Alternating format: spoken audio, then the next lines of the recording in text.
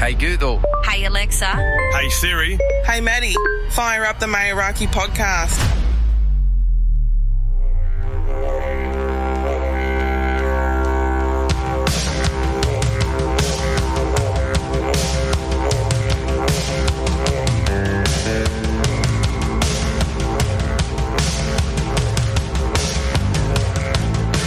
Welcome back to the Meraki Podcast. This episode is coming to you from Meraki Podcast Studio on Yugambeh Country. I'm Matt Cavosso and I'm a proud new knuckle man. Today's guest is a man who needs no introduction, but we'll give him one anyway. I'm not that big. Calm down. I think you might have to introduce me. He's a cornerstone of Marty and Michael Fully Actual, the chaos conductor, the man behind Dream Diaries, Love Coaching, and some of the most unhinged podcast moments in Australia's ever heard. He's been called a legend, a creature, and once or twice a public safety hazard. Yeah, I've been called a creep a few times too. It's not my doing though.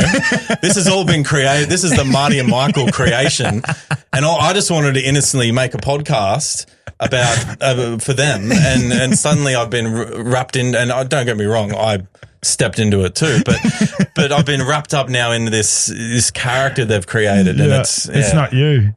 Well, maybe it is. It wasn't me. Now it is, and yeah. It's a bit much, but yeah. Please welcome the hero nobody asked for, but the creature we all got, Matt Brown. Welcome to the Meraki Podcast. Thanks, mate. Thank you for bringing me down. No, not a problem. I'll bring you up too. Yeah, thanks, mate. I'm not going to just keep stomping on you, mate. I love this, by the way. Thank you very much. That's, who did that for you? Daniel Evans, Walkabout Warrior. Yeah. So have you seen the Ringers Western Indigenous stuff? I have, yeah. He did that. Oh, really? Yeah. Oh, wow. So he's a very good mate of mine, and proud Indigenous man also, and from Coonabarabran, and did that for free. Yeah, it's cool. I was listening to your last episode actually as I was coming down. I'm gonna butcher her name, but the scrunchy Garrett? Yeah, the scrunchy girl. Yeah. I was like, it made me want to get scrunchy. But like you said on the podcast, I've got no hair, but I'm interested in it. They do socks. Yeah, it was cool. Yeah. Well, when you grow your hair out for a year, I'll need it. I'll get you one sent up. Mate, like I said, welcome. But I start every podcast with a mental health check. Yeah, I probably need it.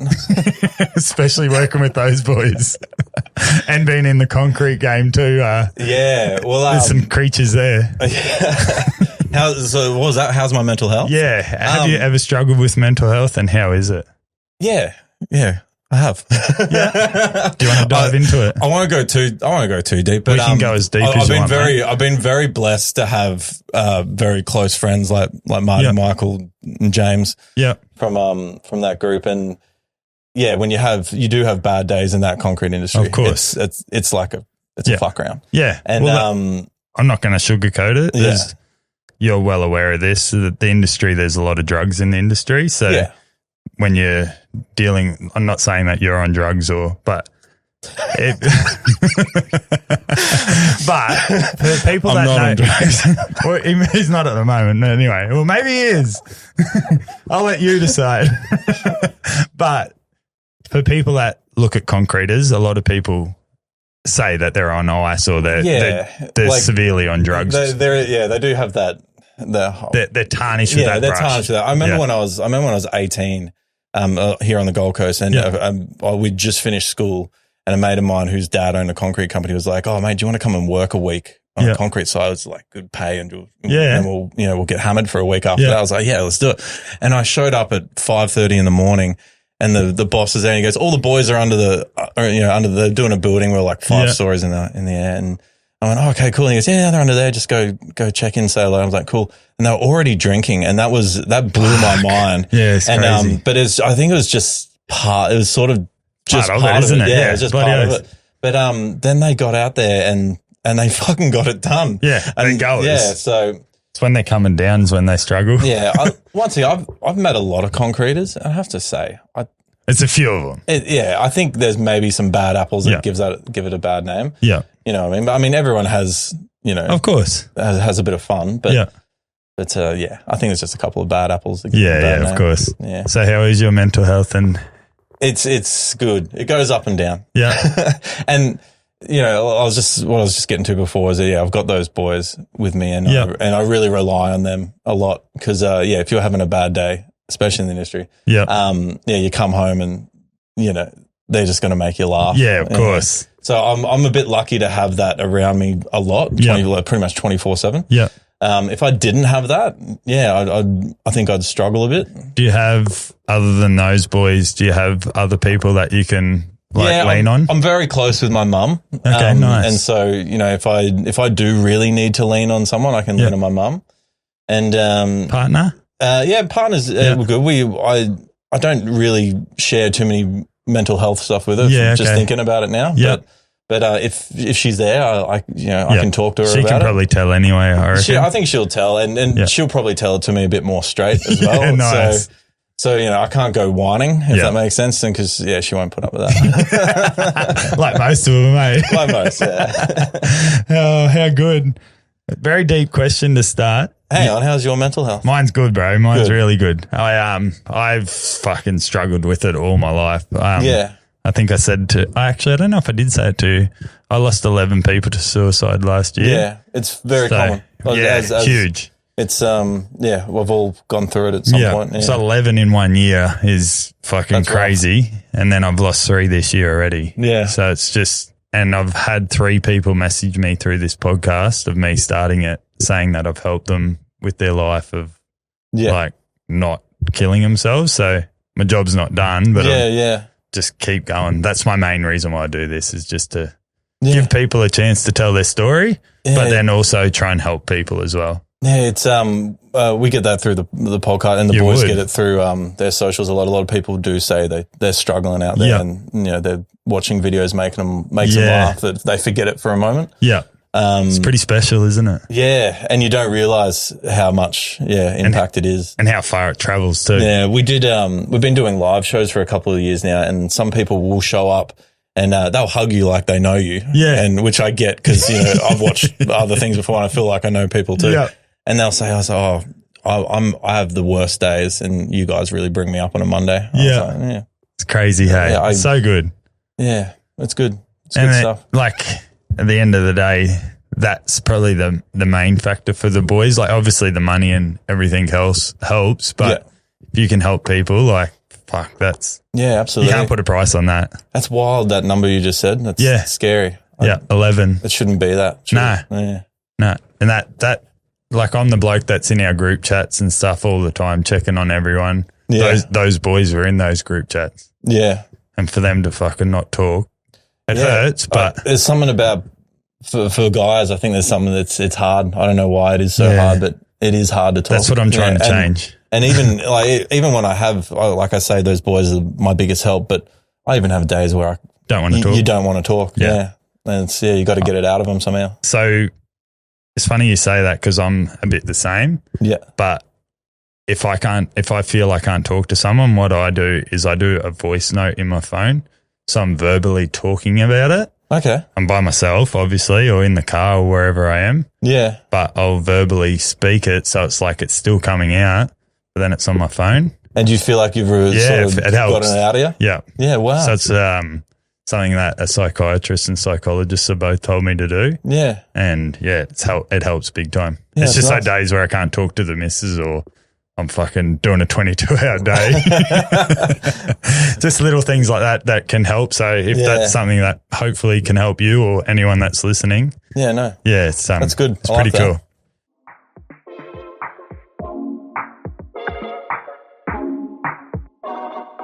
Listeners, this episode is brought to you by Dookies.co, a locally owned Gold Coast brand making seriously good board shorts for men.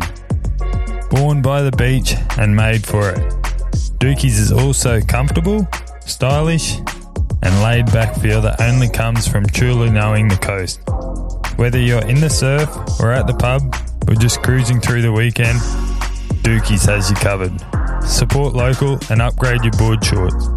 Check out Dookies.co or follow them on socials at Dookies.co. That's DUKIES.co. User code Meraki10 at checkout for 10% off. That's MERAKI 10 for 10% off your next order. Go check them out, guys. Back to the podcast.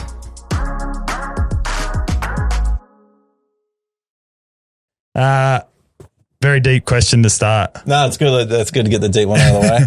Here comes another one. Oh, no. What's your purpose in life? Oh, fuck off. They're not all going to be this deep, I promise. I haven't got a clue. You don't? Yeah. That's fine. I feel like I'm a creative person that doesn't know what I want to create. Yeah. You want to create everything. Yeah. I think I've always been like that, and I sort of bounce to and from different things. Yeah. But when someone says, "What's your purpose?" I don't know. That's fine. I'm just sort of. There's no right or wrong answer. I'm sort of making it up as I go. Yeah. Yeah. That's cool. Like I don't have personally, I don't have a family or anything yet. Yeah. I think there's something in me that wants to create a family, and there's a bit of purpose there. But in terms of what's my purpose in life? I don't know. I just sort of. Just keep going. Keep going and just sort of see what happens. Yeah. I know that's a bit of a shit answer. No, it's fine. It's fine. Well, I've had people that have got no idea, and then when we finish, you might get it out of me at some point here without me knowing. No, it's all good. What's one quote you live by? One quote I live by.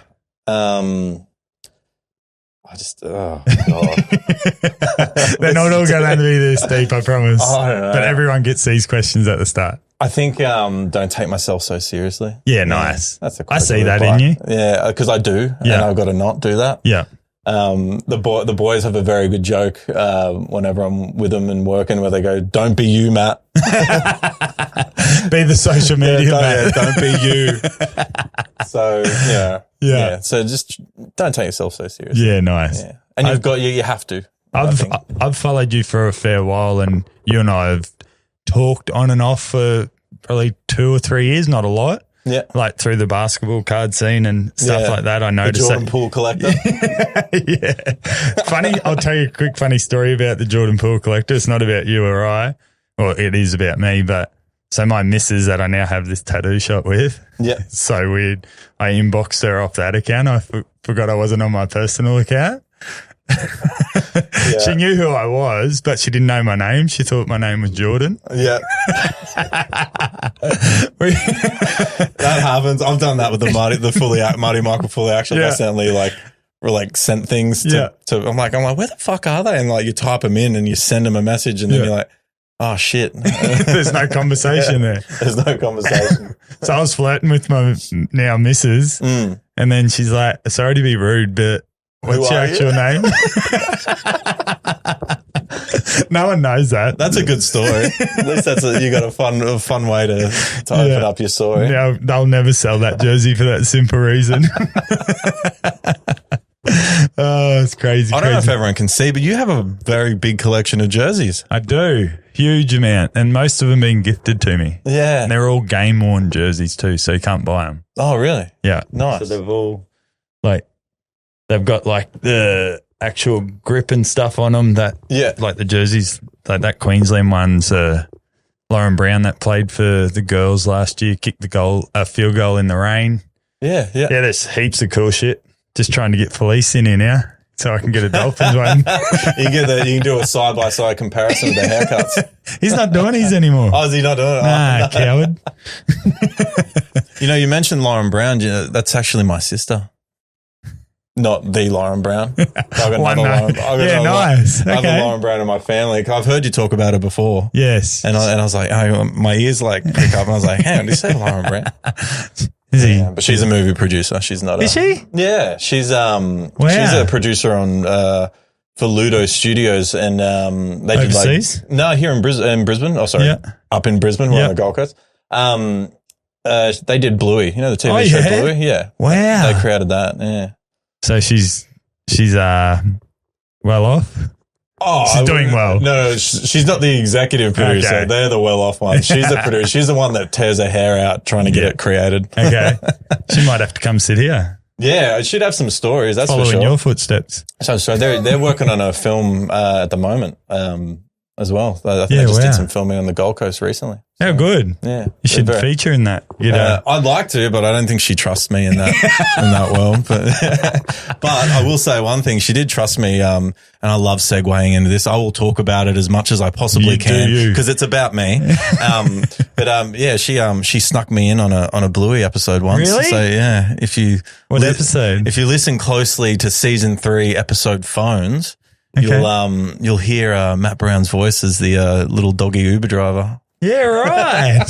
Wow. I was not aware of that. Yeah, that's cool. It was one of the funnest things to do. And you get to go in to meet the creator of the show and they just walk you through the lines and stuff like that. And they like getting people on the show who are just, natural Aussie people. Yeah. So it gives it a bit more, it gives you a bit more, authenticity to it. Yeah. And they even had my mum on there one time. Wow. As well.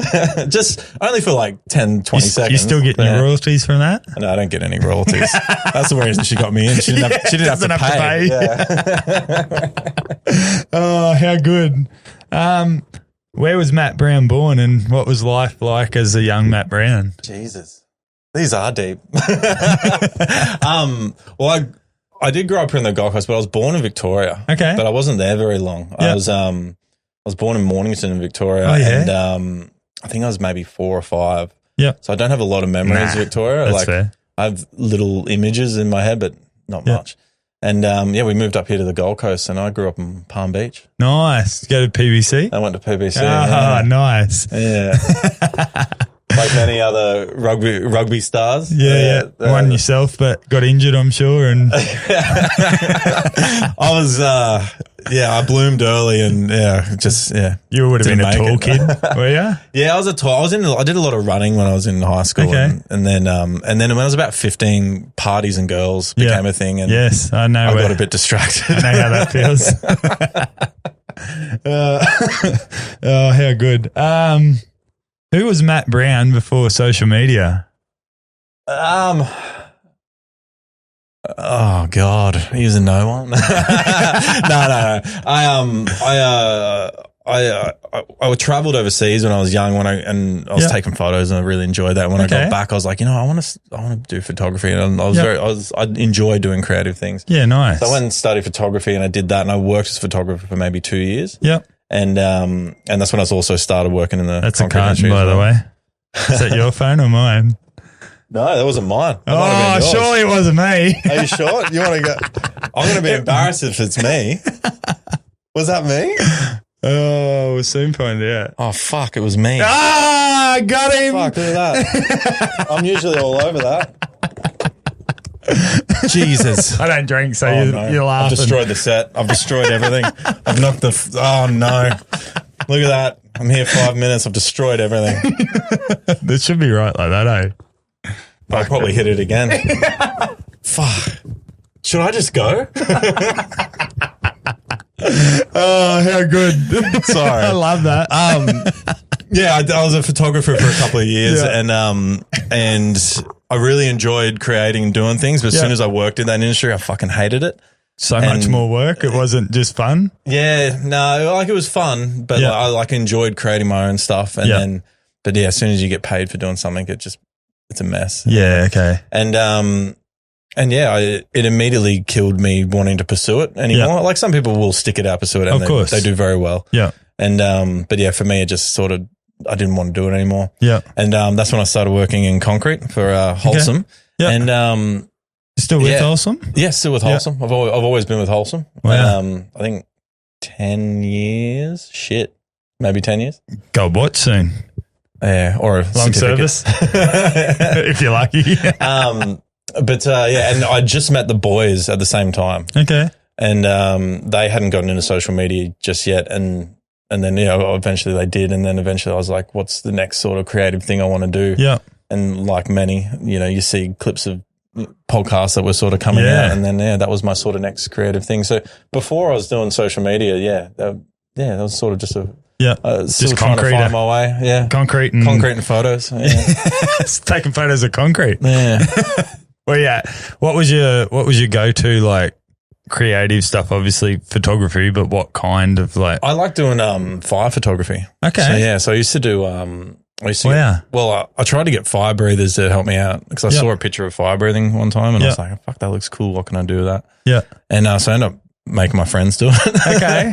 and it was surprisingly, you don't have to be that good at fire breathing to actually get a great shot of it. Yeah, right. So, so I made them try and breathe fire and I'd snap away at the photos and I'd sort of. Is that how you met Marty and Michael? No.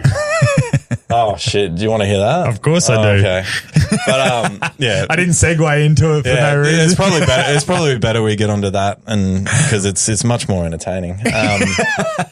So we can talk about fire breathing for an hour. No, you don't want to hear it.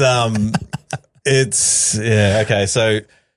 So basically, I want to know the first time. We can cut things out. No, the first times are the best ones. So, of course. And they are as funny as you think they're going to be. Okay. So before I started working in concrete, I worked at a video shop. Okay. At Blockbuster. Oh, I was going to say Blockbuster. Which was like the best job in the world. Yeah. I wish they paid more and stayed open because I would have just stayed there forever. Fuck off Netflix. Yeah. And through that shop, I met James, who now works with the boys. Mm-hmm. And one day he said, you didn't see that. No, I missed that. You're right. You got away with that one. Yeah, one day the James came to me and him were like just got along well. He goes, "Oh, dude, I'm going out to see a band tonight. Do you want to come?" Okay. I was like, "All right, yeah, why not? Yeah, why not?" And he goes, "Oh yeah, just a warning. Like I'm going with some mates and they're a bit weird." Okay. I went, what do you mean? He goes, "Oh, fucking, that must be bad if you're warning your pre." He goes, "Oh, they'll make noises, they'll dance weird in public, they don't give a fuck. Yeah, they sort of just don't give a shit. They just want to make you laugh." And I was like, "Oh, okay." So we pull up in West End to I think it was called the Music Room. I think it's gone now, but we pulled up there and we're out in front of the 7-Eleven in West End. And this tall guy walks up to me and he goes, "How's it going, mate? I'm Marty." And I was like, "Oh, hey, how are you?" He goes, 1 second, just wait 1 second. And he walks into a 7-Eleven and he picks up potato chips, right? And he goes, "Matt," boom, and he busts it right in front of me and puts it back. And I was like, what is he doing? He picks up bread and squeezes it. Matt, he squeezes it. And the guy's like, "Can you stop doing that?" And he's just trying to make me laugh. Yeah. And I was like, that guy's a pest. Yeah. I was like, what have you brought me to? And anyway, that was the first time I met him. Well, I didn't meet Michael till maybe another year later. Okay. Yeah, he was traveling. Yeah, right. But that was Marty, and then Marty Stidler. Yeah, he just went around and he danced like somebody I've never seen before in his own unique moves. Okay. And he just danced to make you laugh. Yeah. Didn't give a fuck about anyone else or what people I was thought. like, that's the funniest guy I've ever seen. Yeah. Like, he scared me at the start. I was like, I don't know if I really want to be around that. Like, and then, how good. Yeah, funny dude. But then, maybe a year later, Michael came along. Here we go. And he'd been overseas traveling. Yeah. And on just a everyday bender of South America, as you can imagine. Nice. And he came back and he's like, and I think none of the boys had seen him for a while either. And we were meeting him at New Farm Park, and an even skinnier and taller guy comes walking in, and I just hear this, "Boys, I've got a hemorrhoid." Just no hello, no nothing. Just I've got a hemorrhoid. Walks straight into it. I haven't met him, and he just pulls his pants down in the park and just spreads his cheeks to reveal this nugget of a hemorrhoid on his ass. And then turns around and is like, "Oh, hey, I'm Michael." He's fucking.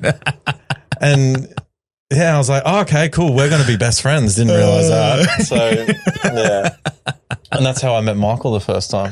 Fuck, man. And then after that, he climbed into a tree and we all threw rocks at him for a while. So we're weird. Yeah, it was a bit of a weird meeting. But I was like, "Why are we all throwing rocks at him?" And they're like, "Because that's what, he does this. This is what we do." I was like, "Okay." How good. I'm sure there was other things involved in those times. Yeah, and then it was just nights out of hanging out together after that. Good. And friendship for life. Yeah, just benders and getting to know each other. How long ago was that? That was 15 or 16 years ago. Wow. Yeah, something like that. That's pretty cool. There. But pretty cool that you've worked together now too. Like it's from that to it's weird how it all happens. Like obviously Marty and Michael started their sort of little social media world, and we were always just there watching because it was just chaotic. Yeah, and it took them a while to break in as well. I think it took a couple of years to really sort of blow up. Get in there, and so you're sort of on the outside watching it. Yeah, and if you do find it fun and you do want to be creative with it, you're like, do I want to be involved in that? Yeah. Would that be fun? And then back then, just a little glimpse of you on a camera, you're like, that's me. Like, you get excited. Yeah, it's pretty cool. Yeah, they went really hard and really went into it, and we sort of just watched that grow, and then over time, we've all sort of joined in one way or another. Now you're all in front of the screen. Me not so much. Like they for them, it's their life. It's 7 days a week most of the time, but they work it like a Monday to Friday. Like they're very busy boys. Yeah, it's pretty cool to see. Yeah, to stay on top in that world. It's for so long. You're forever producing content and creating it. So it's busy. Is there times when, and this question's quite far down the list, but I'm going to bring it up. Is there days when you rock up there and you think, fuck, am I going to get out of here alive? No. Or at the start, maybe? At the start, I never thought that because they were my friends. And then over time, slowly, there's like, they start sliding little pranks on you. And then one day they'll do a big one, like you show up, fake house inspection from the real estate or something I remember that. Do you know what I mean? And then you're like, oh shit, like anything can happen now. Yeah. So and at the moment they've got a thing that they think's hilarious where I drive in from work and they'll come sprinting for my car, and the first person to touch me gets to step out of a punishment, and they'll make me do it. Oh, okay. And of course I agree, but it's become their new thing. So every time you've got to run away as well. You well. never know what you're going to drive into. You know what I mean? Like, there's always something happening, whether you drive in and they're standing in front of a slingshot or they're covered in food, or someone's naked and they're getting whipped with a whip. It's you never know Michael's the one that loves to get naked the most. No? I don't think it matters. Okay. I really don't think it matters. I think maybe it just ends up that way, but Marty's pretty quick to get undressed too. Oh, how good. Did you ever imagine you'd become such a central part of Fully Actual, or did it just snowball? It did just snowball. So how it sort of got started was, I think I said earlier, everyone enjoys podcasts as they were coming out. Of course. You watch things like Rogan and stuff, and you're like, oh, that looks like fun. And then when you see, I can't remember the guy's name, but there was an Aussie social media guy who I don't see anymore, but he started a podcast, and I was like, oh, okay, I guess anyone can really do that. Yeah, definitely. And not everyone should. Maybe we shouldn't either, but we have. No, you definitely should. So I was like, and I remember saying to Marty one day, I was like, oh, would you like to start a podcast together? And at the time they'd been through a lot in social media, and I could tell in Marty's face, he needs like a bit of dedication. Of course. And like some commitment to it. Yeah. So, and she said, oh yeah, we'll think about it and maybe we'll do it in the future. And then I was like, and I could see it in his face, I'm going to have to give him something to really go with. So I went out and bought the equipment and said, hey, nice. I'm really serious about this. So like, you guys are the funniest people I know. Yeah.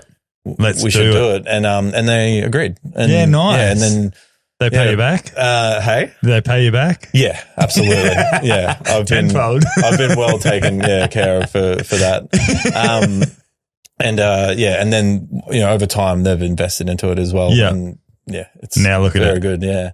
But, like the first one was obviously just 2 chairs, a table and a weird background. And then we went for it. But, I remember the guys calling me a couple of days before it started and saying, we're trying to think of names and we're thinking Fully Actual. Yeah. And I was like, okay. I just laughed and went with it. And it's just a saying that they used to say, like, Okay. it's like, oh, hey, we're going out tonight. Oh, fully actual? Like, Yeah, nice. it's sort of like, are you serious? Yeah. And, I don't know the exact origin of where it came from, whether they started it or someone else and they just took it and ran with it.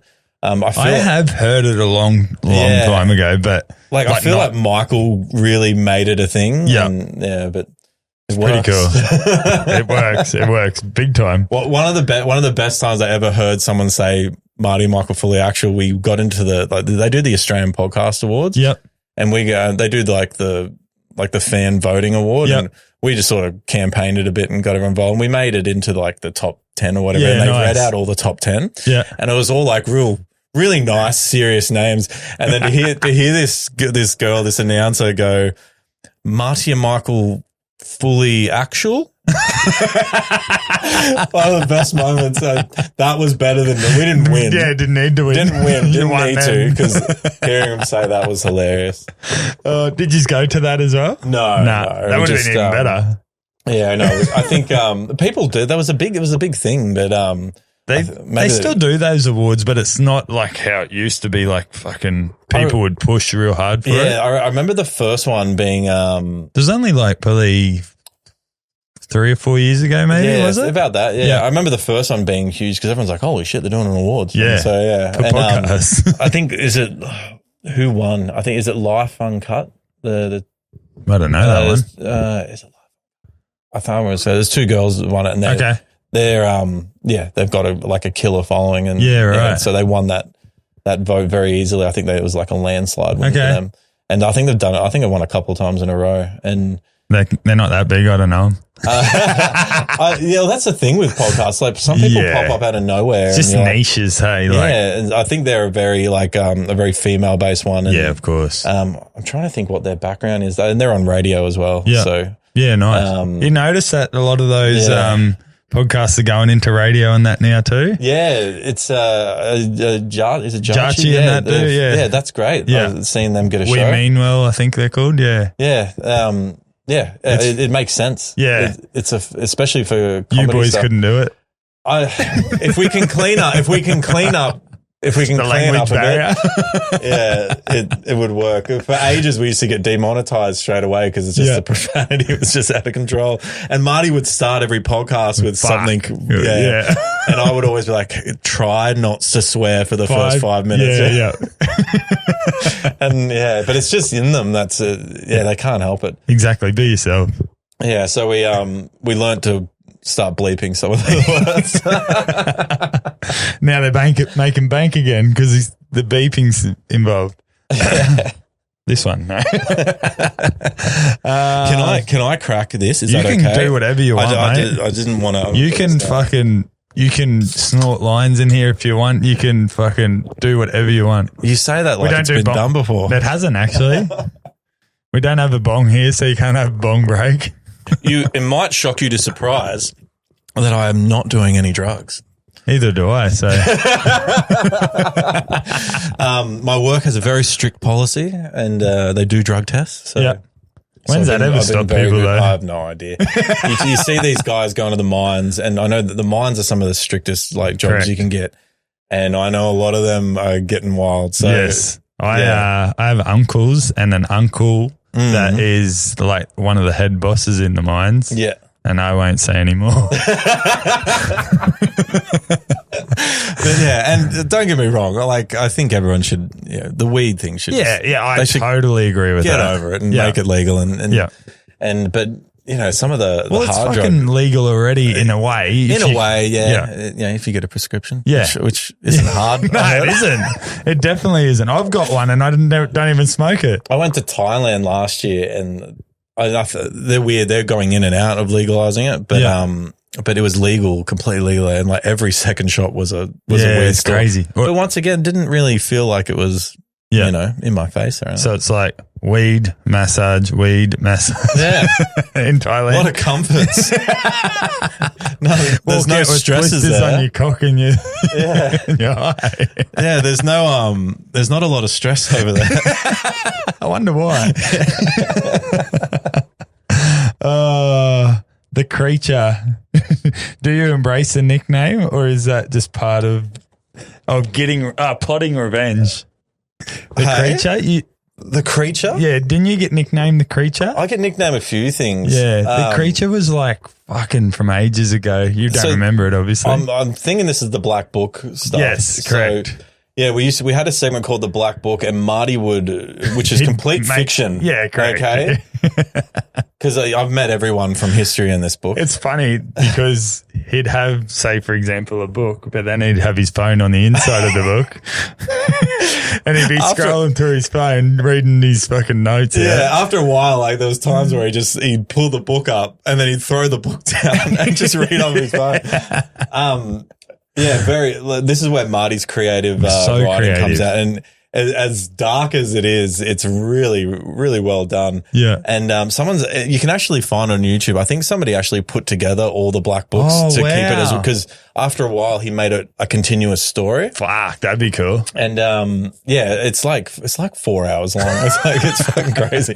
And but yeah, he created this weird Matt Brown character who bounded backwards, as he said. So I would run backwards, and I'd be able to run faster backwards. And you did a lot of weird shit. He did a lot of weird, I guess, like sexual acts and violent acts. And but we obviously you can't use like sex words in there. So he changed it to having. Yeah. So he was having all the time. Yeah. So go out looking for a have. And which became a merch shirt at one point. Have number one, and so and he would start the Black Book by going, "Have number 43," and he'd tell a story about it.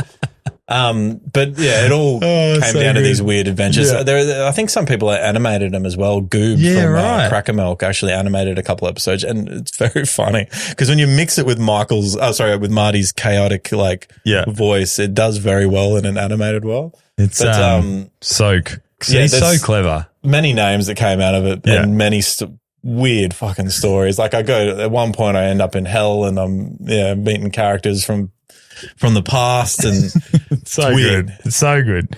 Out of all the segments you've been through, thrown into, which one nearly broke you? It's still breaking me. Man, at the moment we do segments. There's two that really get to me. There's one's called Bamboozled, and the other one's called Fussy Little Boys. Yeah, and Fussy Little Boys is basically me and Michael are a bit more fussy with our food, while James and Marty are very into food. Yeah, they'll say, "Oh, the texture of this food is amazing," and I will be enraged at the sound of that. And yeah, they'll find delicacies from around the world and bring them in, and me and Michael have to try and eat them. Michael really struggles with certain meats. Like he prefers perfectly cooked fresh chicken and nothing else. And so it's fish and red meat he struggles with. And while I'm okay with meat, I struggle with weird seafood stuff. I can eat normal I can eat normal seafood stuff, but when they're ripping out shit, like fish paste stuff, or caviar, and like some of those have been rough. Like we did a century egg not too long ago, which is one of those. Like they're fermented or something. Yeah, like 2 or 3 years old. We did surströmming, whatever it's called. That stinks, that shit. There's a whole bunch. How'd you go with that? I haven't seen that. Not too bad. Yeah, it's bad though. I saw Shami. Did you see Shami's recent one they did in the Portaloo? Yeah. He ate the whole can. Yeah, some people can do it. And there's I guess a taste to it. Marty's got this German background where they eat weird pickled foods all the time. So he does it really easily, but the smell would fuck. I've smelt it before and it's fucked. I can't deal with the smell. So just different weird foods. We did the chicken egg one. I think it's a Filipino one where the chicken's half formed. Oh, fuck. And then we've done beef's liver and stuff like that. See, that's not too bad, I guess. We ate an eyeball the other day of something. It's not bad. It's really not that bad. But as I bit into it, the ink explosion in my yuck. So that'll put you off. Yeah, it'll put you off. Funnily enough, I think it's all for James and Marty because I don't know how we don't get a lot of messages about how funny it is. It's just it's just them enjoying it. Have you seen Tommy? With the egg? Yeah, I have. Yeah, seen the shit he does in the car now. Yeah, very good with the Reese Bros. Yeah, Oh, that's very fucked funny. up. Very funny. I don't know how that bloke can. Honestly, that bloke can eat anything. Yeah, I don't know. Like he'll eat like a full onion with the skin and I guess you call it skin on it. What do you call the outside of an onion? I know what you mean. Like, like the layers. Yeah, August have layers.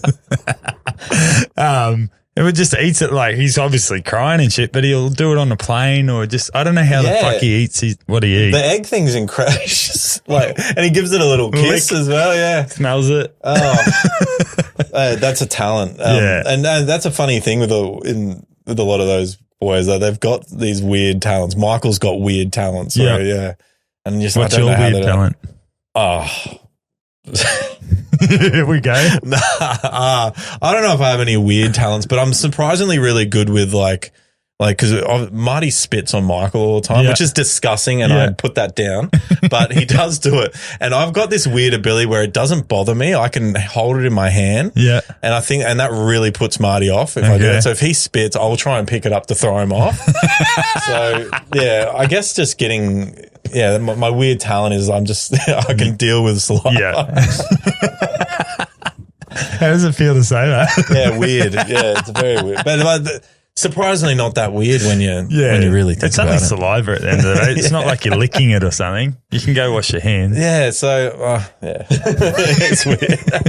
You've seen some weird shit, by the way. Yeah, we've done some weird shit. I've jumped in a few of the, as you said before, I don't think we've spoken about it, but the boys have a online website, the University of Markle. Yes. And they do a lot of videos on there that you can't really put on social media. And I mean, in the old days, you probably could, but not anymore. A lot of just like wild sort of jackass slapstick stunts. And yeah, through that, I've jumped in a few videos and I've had to do some weird shit. Yeah. So it's like getting saliva in your hands is one thing, but like, like doing a piss shoey and stuff, like weird stuff. So yeah. Drinking cum out of a bottle. I haven't done that yet. I'm pretty sure the boys have. I remember there's a website. Was that actually?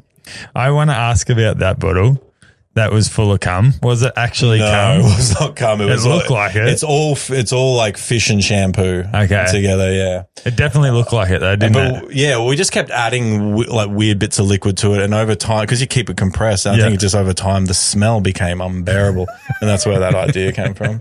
But mainly just fish juices and stuff. I remember pouring smoked salmon juice into it. Okay. Yeah, and for some reason over time, weird smell. Yeah, because didn't Powerfish drink it? Yeah, something like that. On the live show. It was. He's a lunatic too. Yeah, he's hilarious. I've done a video with him. Yeah, he's a good dude. He's another dude that does a lot of work for charity and stuff. Yeah, I like what he does. Yeah, very smart. But the boy, going back to the cum thing, the guys did a video on the website where they got a cooking book all based around sperm. Yeah, so they gave that a go, and results as you imagine, very funny. Who ate most of the food? I think Michael had to go stomach most of it. I swear he gets stitched up. Well, you think, but he's. Is it staged? Some of it. No, they don't stage. They definitely do all these things. Obviously, they got to set up the video to make it happen, but they're really getting hit. They're really eating shit. Yeah, of course. They did a whole it's called Pistillery. Yeah. So it's a video based on a winery, but it's piss, and they literally pissed in jars for weeks to collect enough piss to make the video. Wow. And stench. like Connor from Cracker Milk is in the latest one, and you can see him dry reaching at the smell of it. Yeah, no thanks. And Michael has this ability to drink it, and he just he gets it. Fuck. He's so strong. Yeah, he's very talented in many ways. It's crazy. It's crazy. No thanks. I'm good mates with Jimmy Judge, the eating guy. Yep. Everyone knows who Jimmy is, and if you don't, get out from under the rock. So he lives with me here on the Gold Coast. Oh, really? Yeah, I didn't know that. So he's my housemate, and nice. He the shit that he can eat, but then there's like certain things that he doesn't like to do as well, like spicy food and stuff. Really? Yeah. I would never imagine that. Hates spicy food. Doesn't like it. Is there anything that you don't like being involved or around? It just fucking sets you off? I don't like anything poo or shit. Yeah. They've done a few weird stunts like that, and it's tough. It's tough for me. The stench as well. That's a bit hard for me. There's not a lot of that, but there is a little bit of it. They did a bit of it. I remember. Yeah. Michael.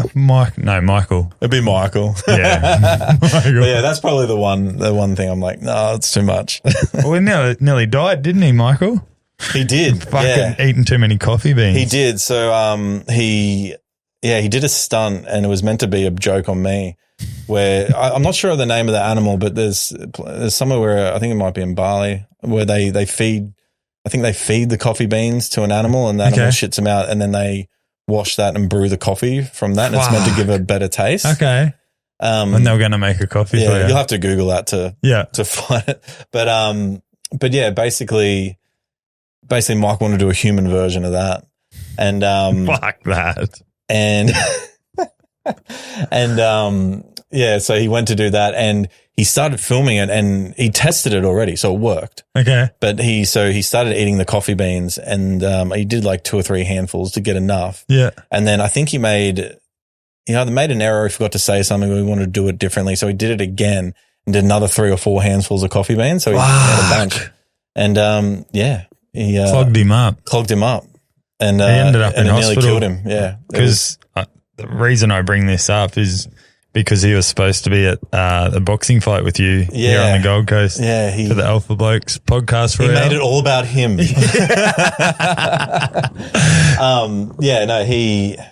He wasn't well. Yeah, he wasn't in a good place. There was the first maybe 4 days was really worrying, because we went in to see him, and he was just constant pain. He couldn't do anything.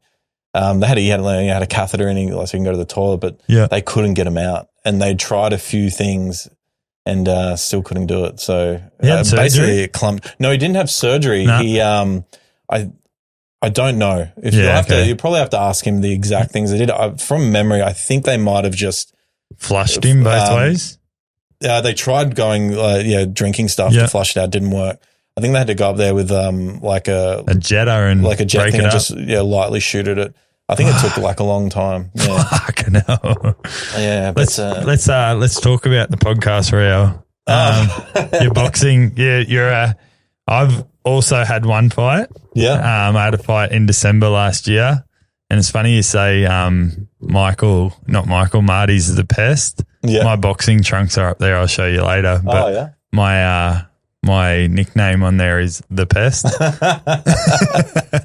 How was that whole experience of never fighting before? So training leading up to it, a lot of work went involved, lost a bit of weight. Yeah, put a bit of weight back on, Mate, which so Michael do I. likes putting on. Michael keeps calling me fat. Now it's his new thing. It's on literally the latest episode we did where he's just bullying me about my weight. Yeah, I know how you feel, mate.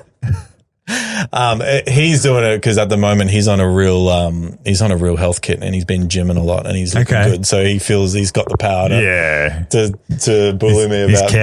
He's a coward. But yeah, that whole experience was wild. Yeah, that was wild, and I was there for the first one. So I got to walk out with the boys, and that atmosphere, you were there. Yeah, it's crazy. I was like, this is like WWE. It's like UFC level, like. I remember you pumping the crowd up as you walked out. Oh, fuck. Have you heard this story? Yeah, I have. But let's talk about it, please. So I was like, don't do anything stupid. Because the boys are on last. Yeah. They're in the main event. And we didn't realize, because no one really knew how they was going to run. And their contacts are obviously Brizzy and Knuckles. And those boys are involved in that event. Like they're a big owners. Involvement. Yeah. So they're obviously going to be there from the start to finish. Yeah. So I think there was a bit of a miscommunication when they actually had to be there, but they got there at the very beginning and stuck it out the whole night. So they sat in that back room watching every fight, getting prepared, and the nerves of it, all that just really started creeping up. Yeah. And And so the whole time we're trying to pump them up. Yeah. And they're just like trying to get in the zone. Like the trainers are getting them going. And as it is for everyone, but they just were there the whole time. Poor guy. And it got to the walking out. And everyone's like saying words to pump them up. And I was like, yeah, come on, boys. And I was like, getting them into it. And as we walked out and the camera caught this as well. I was like, yeah, I was like yelling behind them, and it looks very cringe. It doesn't look like they can't hear me because it was so loud. Yeah. And then as we're walking down the aisle, I throw my hands in the air a little bit. But I was like, come on, like trying to get the crowd into it because they're obviously against. No one wanted you guys to win. Yeah, they were I guess the villains. You know what I mean? So I met like Knuckles had they had the CTC chant, like it was so obviously the boys were the sort of the other guys, and so I was like throwing my hands in the air, and I realized as I was doing that I'm actually quite nervous for them, and my whole back just seized up. Oh really? Yeah, and I was like all the nerves suddenly just was in my back, and throwing my hands in the air, it like threw my back out. Like it's legit. So I'm standing on the side of the ring, and I nearly collapsed. Wow! And I was like just all from nerves, all of that I didn't realize was there. Crazy. And then if you watch if you watch back some of the footage, if you can ever find it, and if you look in the side of the ring, I'm standing there like this, and I'm looking around, but I've got my hands on my hips trying to straighten my back out. Wow, that's crazy. And so I didn't know about that part. It's just embarrassing. So you went from that, the boys won that fight very easily in my eyes. Well, yeah, it was, I thought that was close in some areas. Knuckles definitely didn't beat fucking Michael. Yeah, I can't remember it. He definitely didn't. Yeah, it was, I remember it being a fun fight. Brizzy and Marty's was very close, but Marty was definitely the better boxer on that night, I feel. I think... Because I don't know how Brizzy had some time off or something like before since he had a fight. Yeah. And I'm actually mates with Brizzy too, so it's hurts me to I won't say anything. Well, I love Brizzy. I've spoken to him a few times. He's like the nicest guy ever. Yeah. I remember. I will get to it in a sec, but they fought. And I think Marty just landed a couple of good body shots on him that sort of put him back a bit, and I felt that's what got him over. So it's just those body shots. So then now we'll fast forward to number 2. How did it? Obviously, I applied to fight on that same card. Oh, did you? I did. I got the form and everything. I know all the little. Was it close to me? Nah, you would have tailed me up, mate. Nah, it would have been, like I said, it would have been a fun fight. It would have. I couldn't bash someone, all right? Yeah, I can't. Zach's a good bloke too. Yeah. Really lovely bloke. I'll get. So how it sort of started, the boys just asked, we want to stay in that circle. It's, of course, everyone is so good. They are. That was probably one thing I should have mentioned from the first one, was that everyone was so nice. Yeah. It wasn't like in the back. It wasn't like people were going out to kill each other. Yeah. Like it was a lot of fun respect. night. There's a lot of respect. And you know, don't get me wrong. You want to win. You want to win. So everyone's sort of there. And I know people probably want to see a bit of rivalry sometimes. Yeah. You know, I think that kind of started. It was probably started a bit with with Proper True Young. Yes. We've had 2 fights now, but it was the best time. So we want to stay in that circle. And the boys got asked if they would fight again, and they're so busy, they just couldn't commit to it. And so they asked if I would do it, and I said, yeah, just said yes. And I was like, because in my head I was like, that would be a lot of fun. Yeah, and it's kind of if you're a fight fan, it's a bit of a dream to do it. Yeah, and that is, and what I said before, it's very similar to walking out to like a UFC event. I was like, that would be a dream. Yeah, and so so I said yes, and it went back and forth, and however I got lucky, and Knuckles said, hey, do you want to fight Zach? And we all said yes. Yeah, how good. And Zach lost a lot of weight. You lost a lot of weight. Yeah, I think I don't know what his actual weight was. I think he might have gone up. Yeah, he did actually, muscle. He's looking good. Got on the roids. Yeah, you know, he said he's a very busy man with Knuckles, so he said he didn't get as much training as he like in. But I feel like If anyone's more busier than Marty and Michael, It's Knuckles. Yeah. and it's Knuckles. that he's everywhere, that guy. Yeah. He's just Crazy. popping up at an event, handing out hats. Worldwide. Yeah. Literally. But yeah, the leading up to it, I was like, oh, I'm going to walk into that building. I'm going to fucking stare Zach in the face. I'm going to scare him. And I walked straight and I saw him. And Hey, he's mate. like, hey, mate. I was like, well, he didn't even say, mate. I saw him because we were late. We were one of the last ones to walk into the walkthrough. Yeah. And I was like, I was standing. I was like, where is he? Because I'm not a rude guy.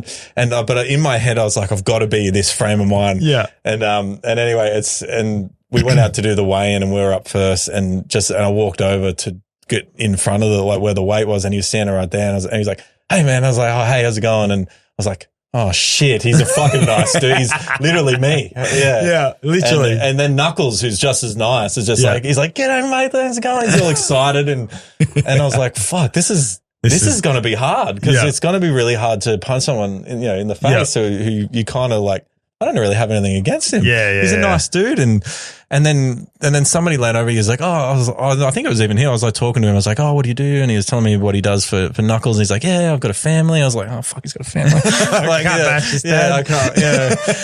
Because in my head, I was like, I want to leave him unconscious. And then I was like, no, I can't do that. But then, once you get there and you're in the moment of it all, I was like, oh fuck, Zach's got a different look on his face. Yeah. And which I found switched on, hey? Which I found out was a mix of nerves and he was switched on. And I was like, oh fuck, like get back to it. Get back in it, look mean. And then somebody snapped a photo of me where I really did look mean. I was like, fuck yeah. Yeah. And you did look switched yourself. Like I was obviously there, but you definitely look like you're switched on. I was nervous. Yeah. And it being the first fight as well. So that was the next thing was like, I really wanted it to be like a mid-card fight. Yeah. And then, but then at the same time, once we got announced as the first fight, I was like, you know what? Now I can enjoy it. I'm going to go there, fight, and then the rest of the night's fun. Yeah. So, and it was good because I was disappointed when I lost, but it was, it made like, I did 10 minutes and I was done with it, in the back of sulking and then, it's fine. And then one of the best parts was, by the way, if you didn't know, I lost. But I lost my first fight too, so it's okay. The best part was Zach came up to me at the end in the back and I think one of the boys from Two Flogs is with us and Buster or Gibbo? Gibbo, I think. Yeah. Would have been Gibbo, I reckon. Buster was fighting. No, it was Buster. It was after his fight. Sorry. Yeah. I get them mixed up all the time. Buster's the big one. Yeah, I called Gibbo Buster because Gibbo was at the door, like helping, like working and like helping out. I think I called him the wrong name, and he corrected me. But oh shit, so that's spat.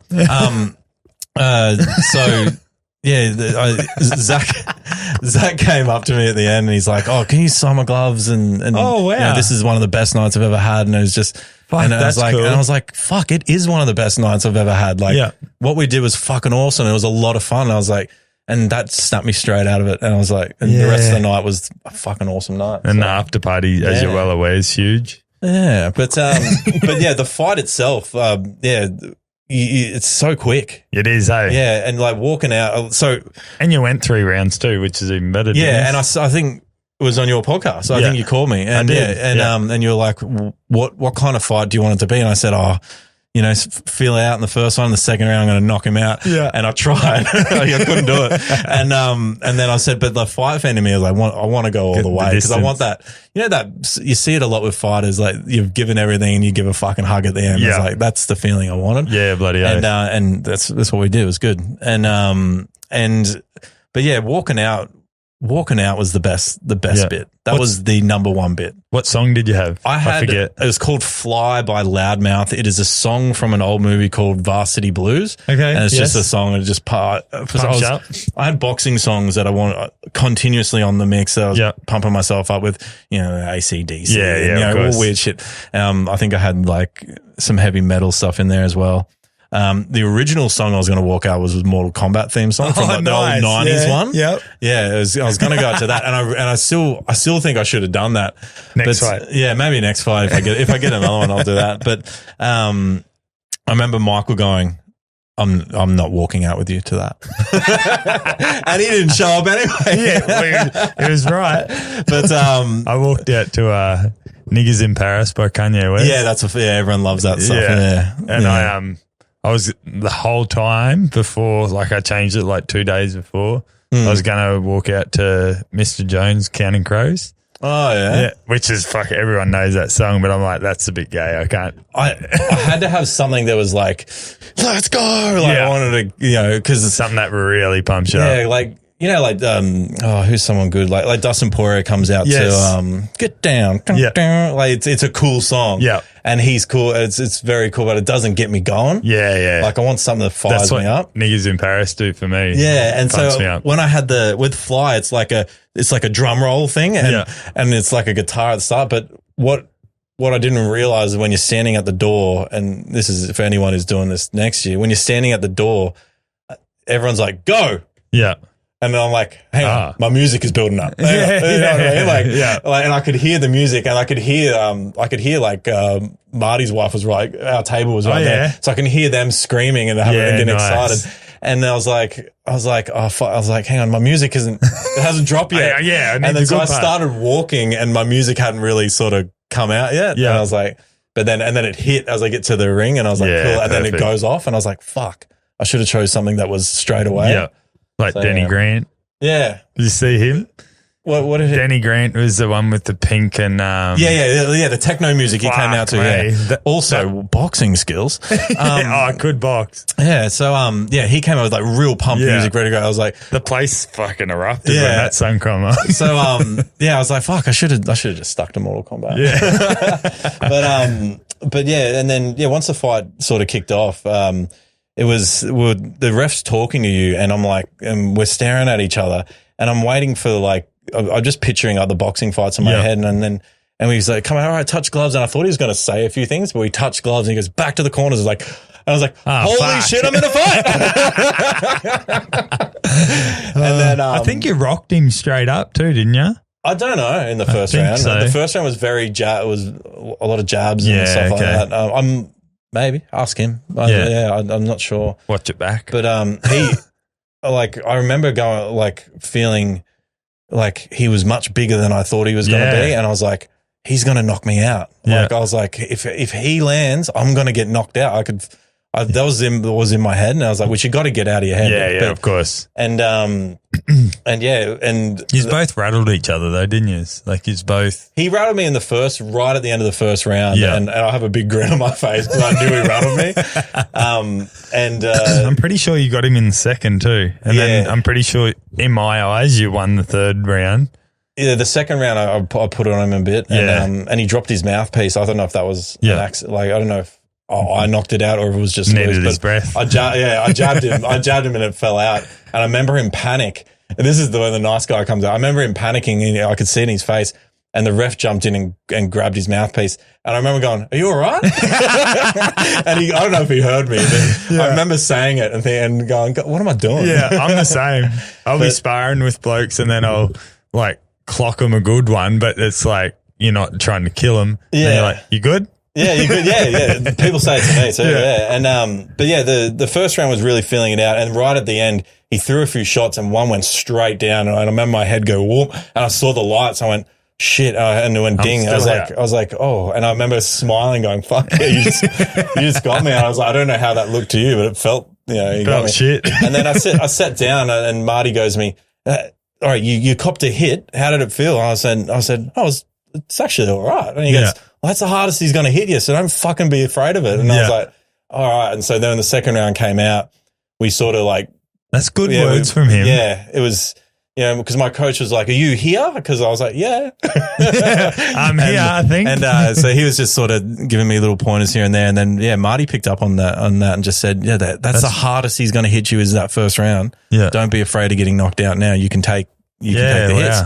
And my trainer is a heavyweight, so not that he was hitting me his hardest, but I think I I was a bit low. I copped a few good hits. So, and that was at Fortitude, wasn't it? That was Nitro Boxing. Nitro. It's Chermside. Yeah, they're great there. But well, that's where Marty and Michael trained out of too. Hey, and Isaac Hartman, who was doing the commentary, he was from that gym as well. Yeah, and and they're just great. Great dudes. But the after the first round, I came out in the second one, and we sort of went back and forth. And I remember there was this moment where I just kind of hit him, and then I just went, "Go for it, go for it." Yeah, and I just went for it, and he stumbled a bit, and I was like, I just couldn't stop. I just got so excited, and then I had maybe a minute of good stuff. A couple of good hits on. Is that 3 2s? Hey, the rounds, pretty sure. Yeah, 3 2s. Yeah. And then third round, I was fucked. Yeah. I didn't make the third round. I got stopped in the second. Really? Yeah. Oh. I smoked him in the first round in the first minute. Yeah. Left hook, fell to the ground. It was a charity fight night. Yeah. Both of his hands hit the ground. Yeah. No count from the ref. Oh, really? Yeah. Just kept going. I was fucking dirty you just stood as. up and you got it? Yeah. Oh, really? And I was dirty as because I'd flown up from here to Rockhampton and did it up there in the middle of December. If both hands hit the ground, is that the 8 count straight away? Okay. Yeah. So it's an 8 count. So he should get taken to the corner, 8 count. And then so I automatically, unless I get knocked out, I win that round straight away. Yeah. Second round, fucking he smoked me. I fucking lost my feet.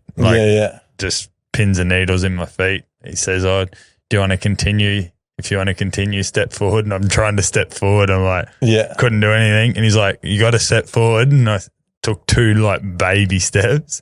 And he goes, are you good? And then he like grabbed my hands and I'm like, I think so. Yeah. And he's like, righto, if you want to fight, go step forward. Like he's obviously rattling off this pretty quick. And I'm like, righto, let's go. And then about 30 seconds, he just got me in the corner and just fucking into me because I had no legs. So I couldn't fucking move. And they called the fight. Yeah, wow. It was watching some of it back. I was like, I was like, God, was I that slow or was the ref really fast? I was like, and I guess because we're not professionals. Is there a bit more care for us in there as well? So, I was just trying to kill him with every punch. It's fucked. I remember going, shit, I should have put some more body shots on him. And because it was just open the whole time. I think I put one on him and I was like, I got to do more of that. And then next minute the fight's over. I just wasn't shooting straight. Like, you train, shoot straight. Yeah. And they say it so often in fights, you everything you train for goes out the window. Yeah, absolutely. Yeah. The only thing I sort of stuck with was just trying to counter with my cross. Yeah. Because I was southpaw, which I didn't realize he didn't know. No. Which I realized I didn't mean to, but I kept that under wraps because I didn't really post any fight stuff. Smart. Yeah. So it kind of worked out well. And I think there's a little look like, oh fuck, I didn't train for this. Yeah. Then not that it's really too much different, but there is a few little, it is a bit different because suddenly the hands are right there. Yeah. It's like, fuck. And I remember I could hear his trainer going, don't touch his glove. Because I kept getting close. Yeah. Yeah. So it was good. His corner did well. Good. How good. Where are we up to? We've fucking gone all over the place here. Yeah.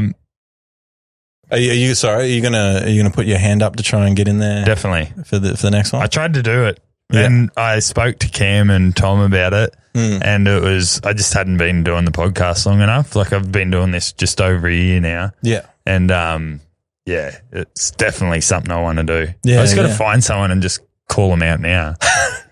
So get in. Don't early. call me. No. You're Southpaw. I don't want to fight against Southpaw. No.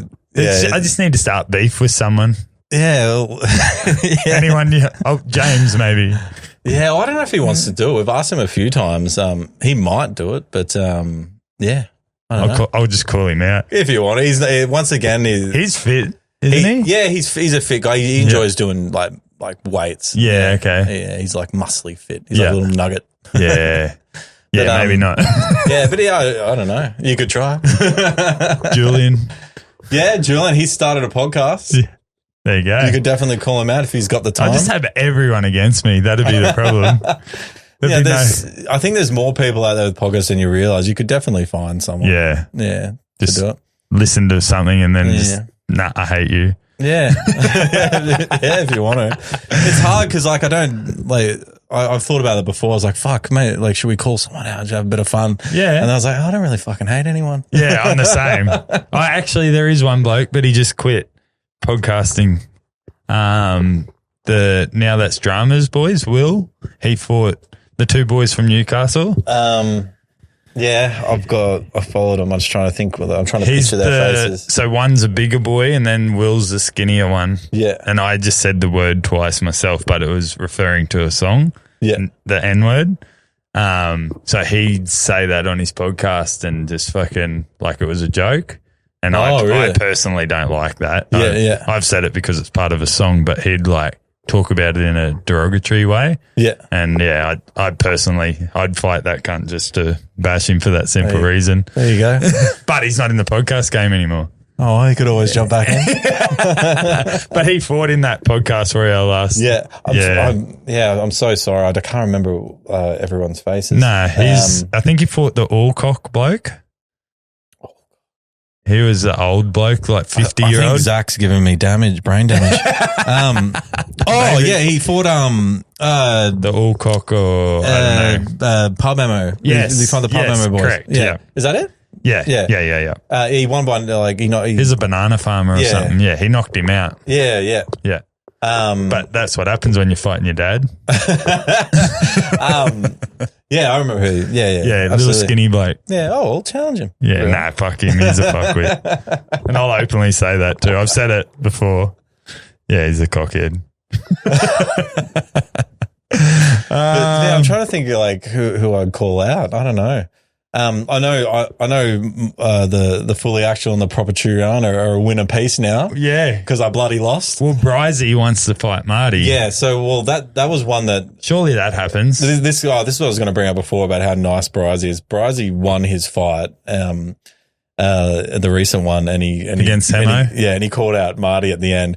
And I remember messaging going, I was like, oh, that was fucking well done. That was a good fight. And he goes, oh, sorry for the WWE annex. He was a bit like, I apologized for. I was like, don't say sorry. That was fucking awesome. Yeah, perfect. Because I was standing next to Marty, and I was like, oh, how good would it be if he just jumped up there and called you out? We're literally saying it.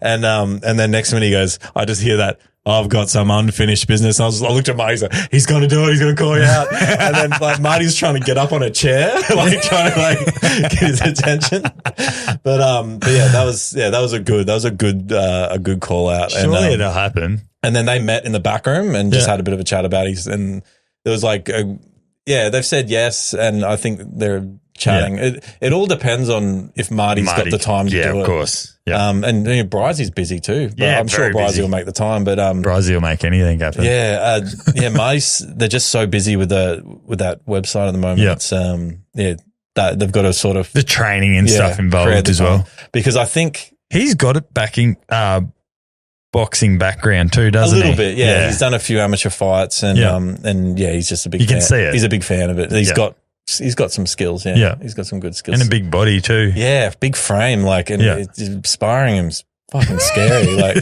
And he hits like surprisingly a lot harder than you'd think. Like, all right, he's going to hit hard. And then when he actually hits you, he's like, oh fuck, he really hits hard. Yeah. And he'll put shots in your body and you just no thanks. Yeah. Like he never dropped me, but like in training, because I think he was being nice, but pulling him back a bit. Yeah, but he definitely got close. To where I was like, I don't know if I can take this anymore. Good. But they said there was like a yes, but I think they're going to hopefully they'll work it out and go back. That's cool. I think we all might want to jump in, so we'll see what happens. It would be good to see three-way. Well, Michael's gotten into this whole fitness thing, so I think he'll be. He'd be keen. He'd be keen. Oh, I thought it's all about, do they have the availability to do it? Yeah. And you've got plenty. I've got a little bit more. Yeah, I've definitely got a little bit more. But yeah, Proper Royale and Fully Actual are one apiece. Maybe I don't know if Zach wants to do it again, but in my head, I was three-way tag team. I was like, maybe me and Michael fights, Knuckles and Zach. Oh yeah. But once again, I don't know if Knuckles has got no chance. Yeah, I don't think he'd do it again. He's so busy. Yeah. Yeah, like you'd want him to come out in his best. Yeah. Yeah. I think he just he'd enjoyed want that too. Writing himself off this year. So, yeah, we'll see what happens and that'd be cool. if we get back in it. That'd be cool as. Do you ever wish you could swap roles and make them the butt of the joke? What would you do first? So with the boys. To make them the butt of the joke instead of me. Yeah. You know how they always it's so turn hard. everything to you? Yeah, I've tried. If you could, would you? And who would you pick? Oh. No. I don't know. Choose carefully. I don't know. Well, it's funny because we all sort of have our own role. It's all sort of our roles. Yeah, it's sort of just how it's played out. Yeah. I don't know. Michael makes himself the butt of the joke a lot. He does. We all do. At some point or another, we sort of tend to make ourselves the butt of the joke. Yeah. So we all cop it at some point. But I don't know. I'll probably give it to Marty. Yeah, nice. How much of the chaos, well, I thought I already asked that, is planned or versus just being yourself? On the podcast? Yeah. We plan the segments out. Yeah. Things like we do like trauma trivia where we'll do we'll read out questions and then the loser gets hit. Yeah. Like I'll plan the questions, but yeah, they've got to answer them. So we don't, sometimes somebody gets all the hits and sometimes it's even. So, yeah. Do they know the questions? No. Nah. Yeah, No. nice. Yeah, That's which good. is even better. Yeah. I love that. And like, who comes up with those me. questions? Yeah, nice. Yeah, and so they get because they're a lot of questions. They're not going to know the answers. So to make it more fun, you let them whoever's the closest to the answer. Yeah, of course. So a lot of questions are a number thing or or a date, and so they always go, "Oh, how what year was it?" And they're going to get the closest year. Yeah. But it's a good way of picking a winner and a loser. Yeah, and so I come up with a question. Sometimes they're pretty shit questions. one of my favorite segments, I guess you could call it, ever is the Tinder stuff. Yeah, so that's only recent. So good. Yeah, I just like it. You've been doing it for a while though, haven't you? The whole season or two? It's been a grind. We do have is it in actual season. A picture of you or is it just on Tinder? Yeah. So it started off with me. Yeah. I was single at the time. Yeah, of course. So they were like, how good would it be if we put Matt's Tinder profile up? And I was like, nah. And they're like, no, this will be all right. We'll just be a joke thing. And I end up saying yes. I say no to I start everything by saying no. And then they use that as a platform to negotiate to get a yes. Like a lot of the fans will go Matt no Brown, like, you know what I mean? Yeah. But I've got to say no, just stop them before it gets too chaotic. Yeah. And that came out, and we just I said yes, and so we created a Tinder. And Marty would write, it would be me, and he'd write these these really out there Tinder messages, and it was chaos, and people would write back, and it would be very funny stuff. We started off doing girl Tinder, a guy chasing girls, and then we flicked it over, and we were girls for a while, but guys were just so boring. Yeah, right. Like we'd say weird shit, and guys are like, "Oh yeah, I'm keen for that." Like, it's so hard to get something out of a guy. Yeah. Well, the reactions from the girls. So who's the account now? Is it still you? It's or one of our mates. Okay. Yeah. So one of our mates took a hit for us. Yeah, and, nice. And it's just hilarious. That's just more creative genius from Marty, where he just comes up with these scenarios or he latches onto like situations and just creates something from it. Yeah. And people just, they respond. So it's so funny. Yeah. How they respond to things.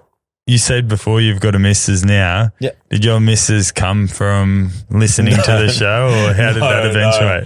No, we just met and then asked her on a date, and it was very normal. Would have been such a better story. Yeah, no, it would have. I think the boys really wanted to be responsible for finding love for me, but you've been together a few years now, hey? Nearly 2, I think. Yeah. Yeah, nice. Yeah. I'm sure she knows. But and days and hours and minutes.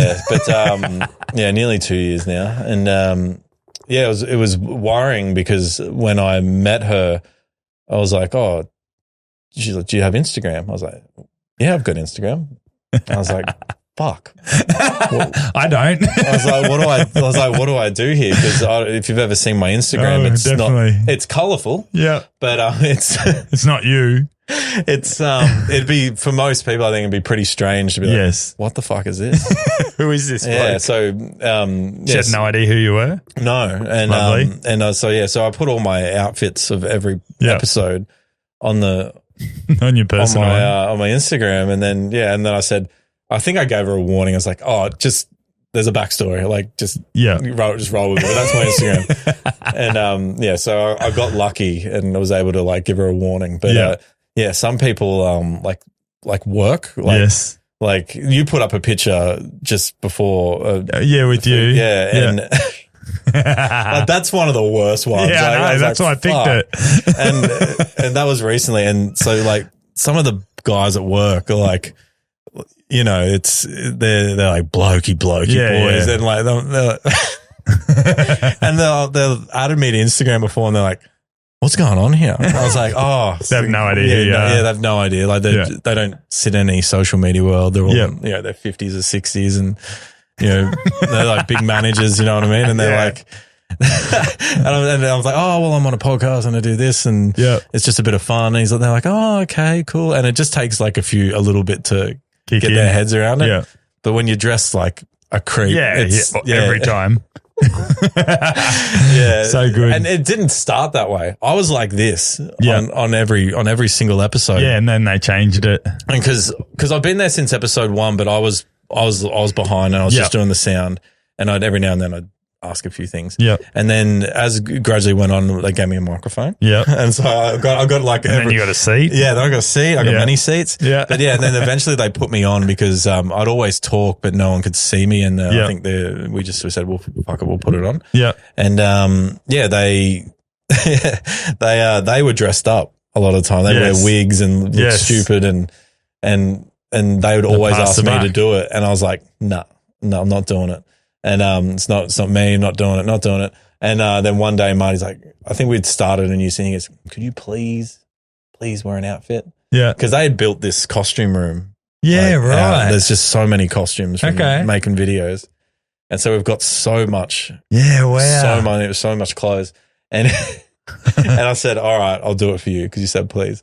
And then after the next episode came, he's like, you've got to keep going now. Yeah, you can't stop. And then, you after just pick whatever. After a while, I started watching them laugh. I was like, all right, I got to try and make them laugh every time. So I'll try and think of the weirdest thing I could find, and just to make them giggle. And then one day they're like, yeah, I'm not wearing you. I'm not going to wear anything.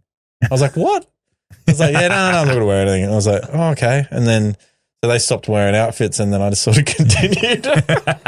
It's all I've got. I don't know if you have done it, but like wear a pair of undies or something on your head for an episode. Yeah, right. I reckon you should do that. I'll give it a go. Just they'll be like, what the fuck? I've done some weird stuff. I've strapped baby dolls to me and all kinds of weird things. So undies on your head is nothing. Yeah, it's not going to shock. It probably won't shock them too much. But I'll try and incorporate it. See what I can do. How good. Fuck, where are we up to over here? Actually, most people don't. I start to wonder sometimes. Most people probably don't realize I'm actually bald. Yeah, true. Because you've always got a wig or something. I've always got a wig. So every now and then I've got to do an outfit where I show that I've got no hair. So you just go into that room and just pick whatever you want. Yeah, whatever I can figure out and create. It's getting to the point now where I'm running out of like ideas. Yeah, so you got to mix and match and things, and the boys have got to order more stuff. Yeah, like if we go to like op shops, like vintage op shops or something like that, that's where all the gold is. You find the weird for sure. Stuff. Yeah. There's one across the road here. Yeah, I'll probably go check it out. What's the funniest insult you've copped on the podcast, you reckon? There's been a lot. From the boys or the fans? Or both. I don't know. It's an endless amount of insults from fans. So I don't know. It's hard to pick one. Here.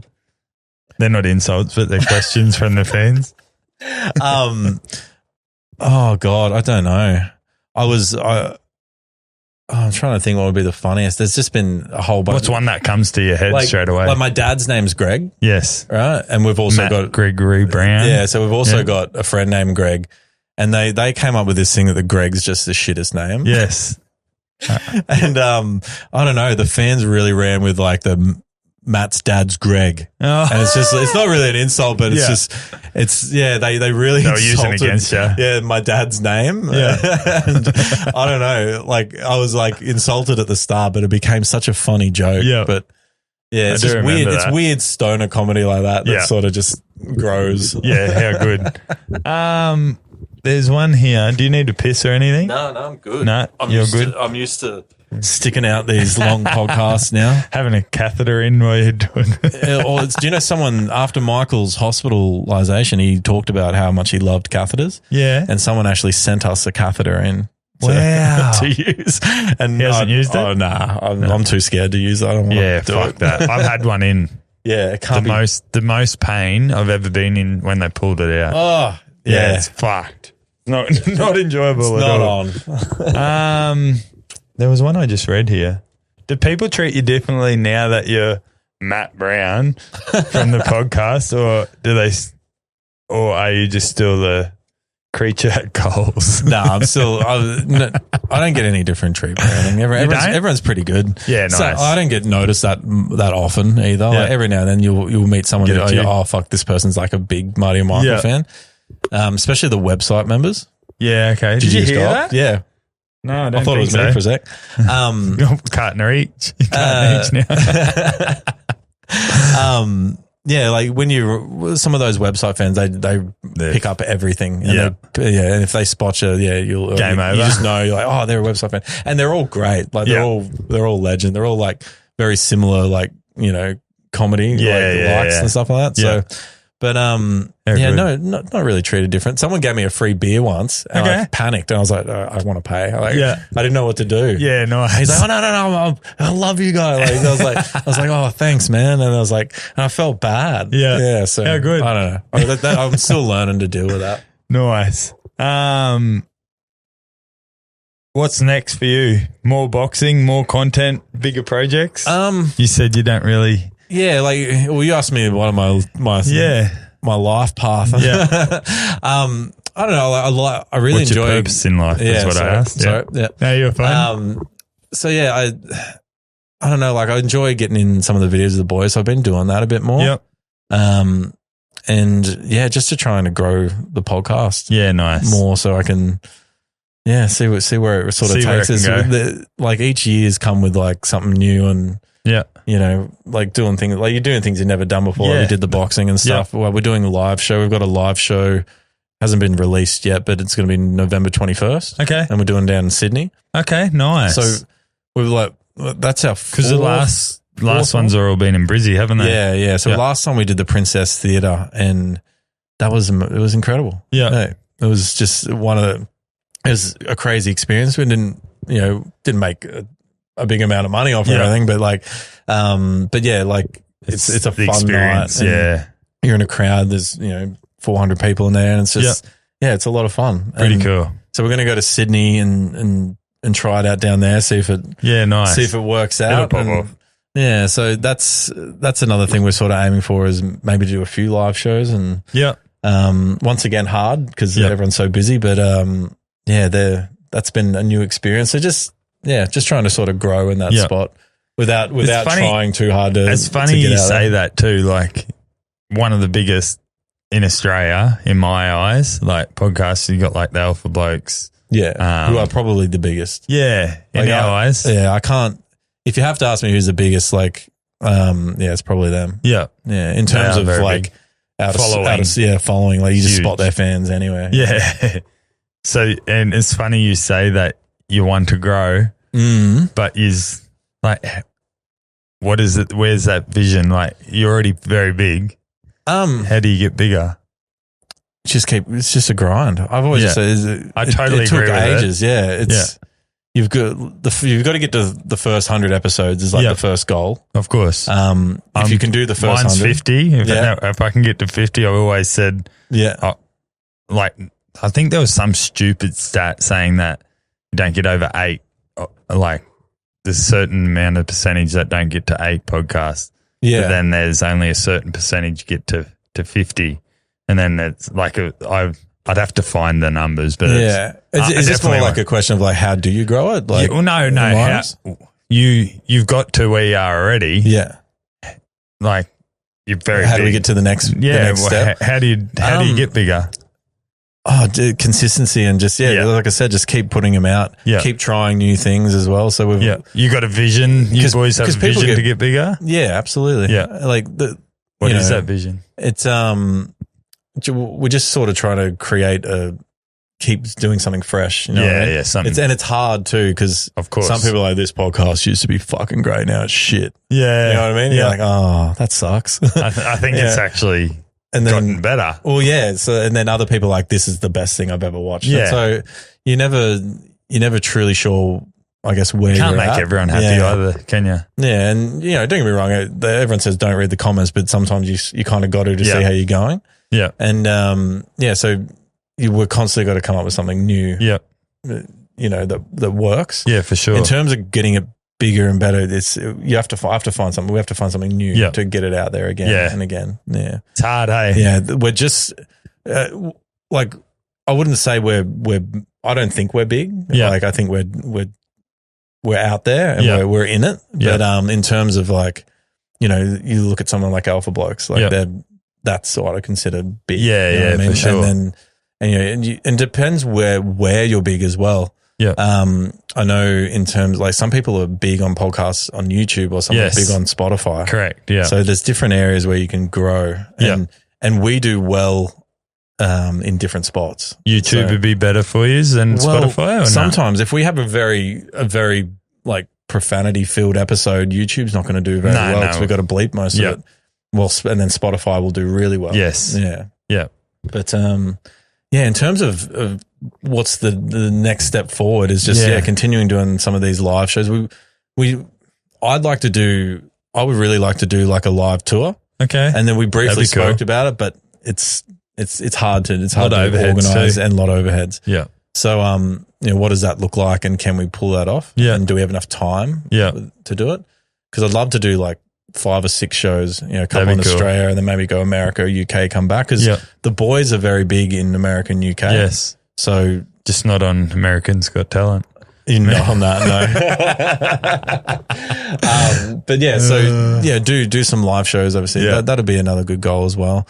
And then just making a living off it as well. Well, you like to go overseas, even like in Australia, you need like cameramen. There's a lot of, like you said, a lot of overheads. Go overseas again, then you got the flights for the boys and stuff. Yeah. Like obviously you'd be going like. There's a lot of overheads plus. Yeah, they'd have to take some of the team as well. They've got a good team behind them now. So, so we've got everything we need to actually do it. It's time, it's money and organising it all. So, and a new studio as well that no one knows about. Yeah. If you watch them, it's there. But but we're a new set, sorry, is probably what I should have said before. But it's pretty special. Comes out next week. So how good. Yeah. How good. Well, this won't be out before then anyway, so it'll be fine. I'm just going to jump down to these harder questions. Harder ones? Any superstitions or routines? In my life? Yeah. Are you a tinfoil hat man?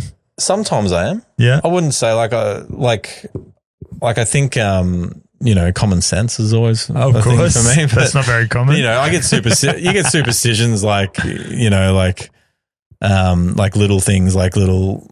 I always try and do something with my right hand rather than my left. You know what I mean? Like okay. Or if I'm walking, I'll try and end on my right foot. I did heaps of stuff like that when I was a kid. Like, right. I don't know if it's supersticious or it means anything. Or autism? But probably. Yeah, it's probably a little bit of that. I wouldn't say I'm like I think that I'm a bit conspiracy sometimes. Okay. Yeah, but I think that's a good thing. That's healthy. Yeah, and I think you got to be these days after what definitely what we all learn. Yes. But once again, I need proof as well. Yes. So, I will if someone has deep. a conspiracy, I will dive deep and try and if it's too out there, then I'm like, okay, it's too out there. You gotta show me something. Yeah. Like like flat Earth stuff, I can't get into it all. No, me either. You know what I mean? It's too.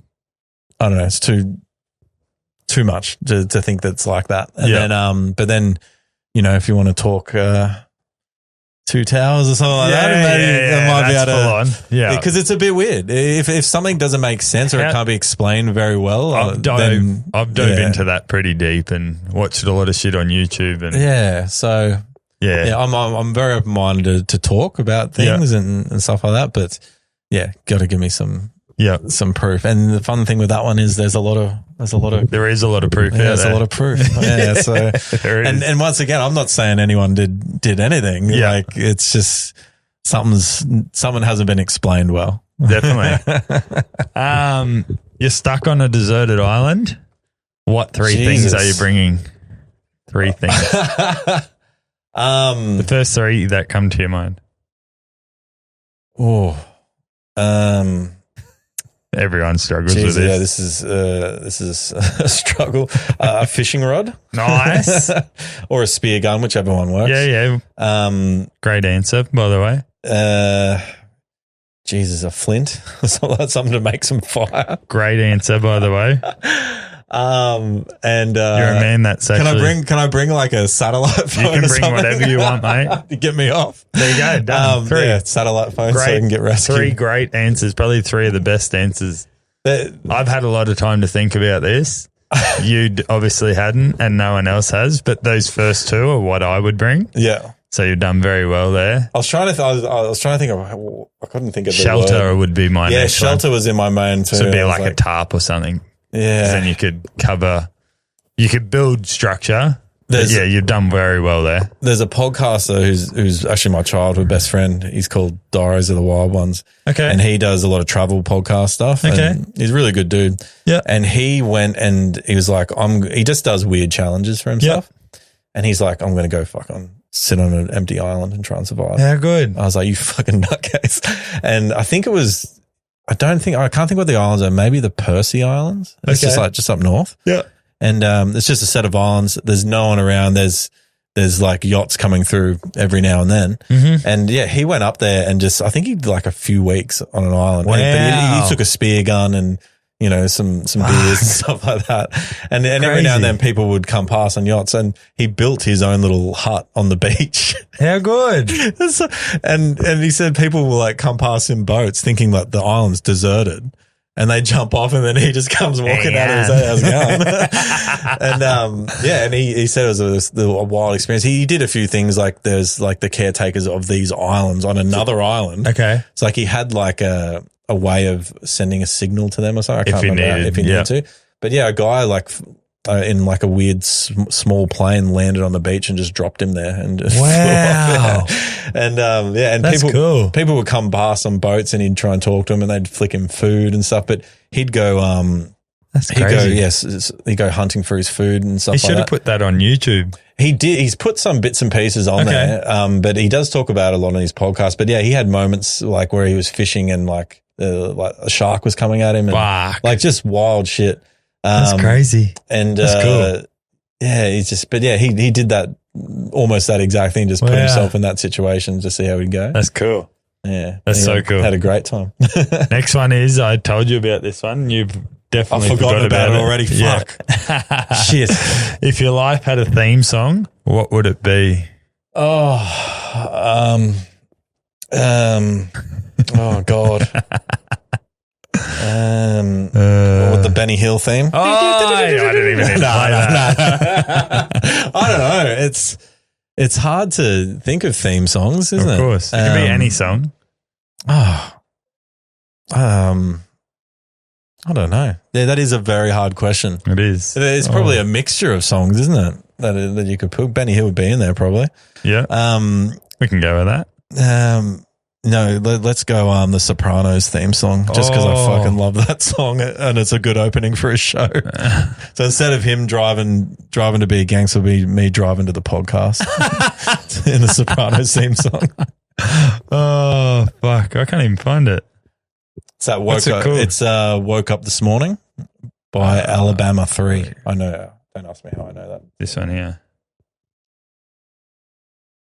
Alabama 3. I'll probably get an ad. Oh, no, didn't it? You probably get a strike on YouTube if you put no. I don't get enough. I don't get enough views, mate. Fast forward. Yeah, let's go. Get into it.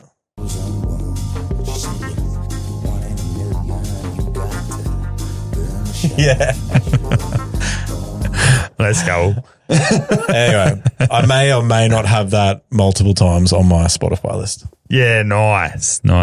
Did you ever watch Sopranos when you were young? I did, but fuck, I've forgotten it. It's not everyone's show, but I really enjoyed it. And yeah, I remember The Simpsons did a funny opening once with the Sopranos theme song. I was like, fuck, that's cool. So when I got in my car and I used to pump it in the car and I don't know. Oh, how good. The weird things we do. Yes. This will be a very, very good question.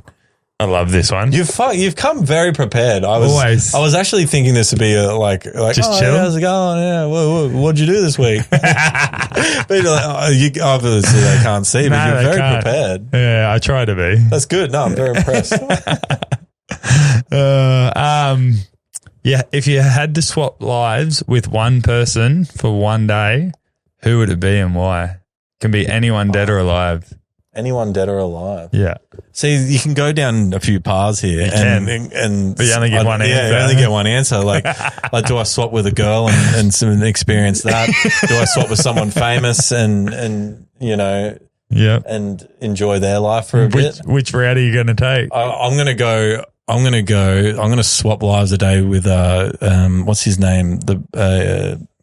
Is it Bruce Buffer from the UFC? The ring guy? announcer. It's time. Yeah. And I'm going to, do a UFC event. And I reckon it'd be a fucking fun time. Fucking oath it would be. Announcing that and being able to do it as well as he does. Yeah. So, and then everyone loves him. He does. And everyone wants to hang out with him. I imagine that after every UFC, he's one of the most popular people. Yeah. Yeah, for sure. I'll swap with him. Oh, Bruce Buffer. We haven't had that answer Bruce before. Buffer? Yeah, it is. Yeah. Because he's got a brother who's an announcer as well. He does the boxing. Yeah. Have you heard that story? I think they were separated when they were younger. Okay. I don't want to butcher this, but I have a feeling someone will correct us. Yeah, someone will correct us. But look up their story because I think they didn't know each other and somehow they both ended up being announcers. Yeah, they're both huge. And they found out they're brothers. Yeah, there's a story behind it. Yeah.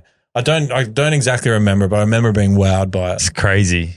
Because I knew his brother, like I knew because from a kid watching wrestling. Yeah. Because he'd do the WCW stuff when I watched when I was a kid. Yeah. So when he came out, I was like, oh God, they've got similar names. They do. And then the exact name. Yeah. Last name.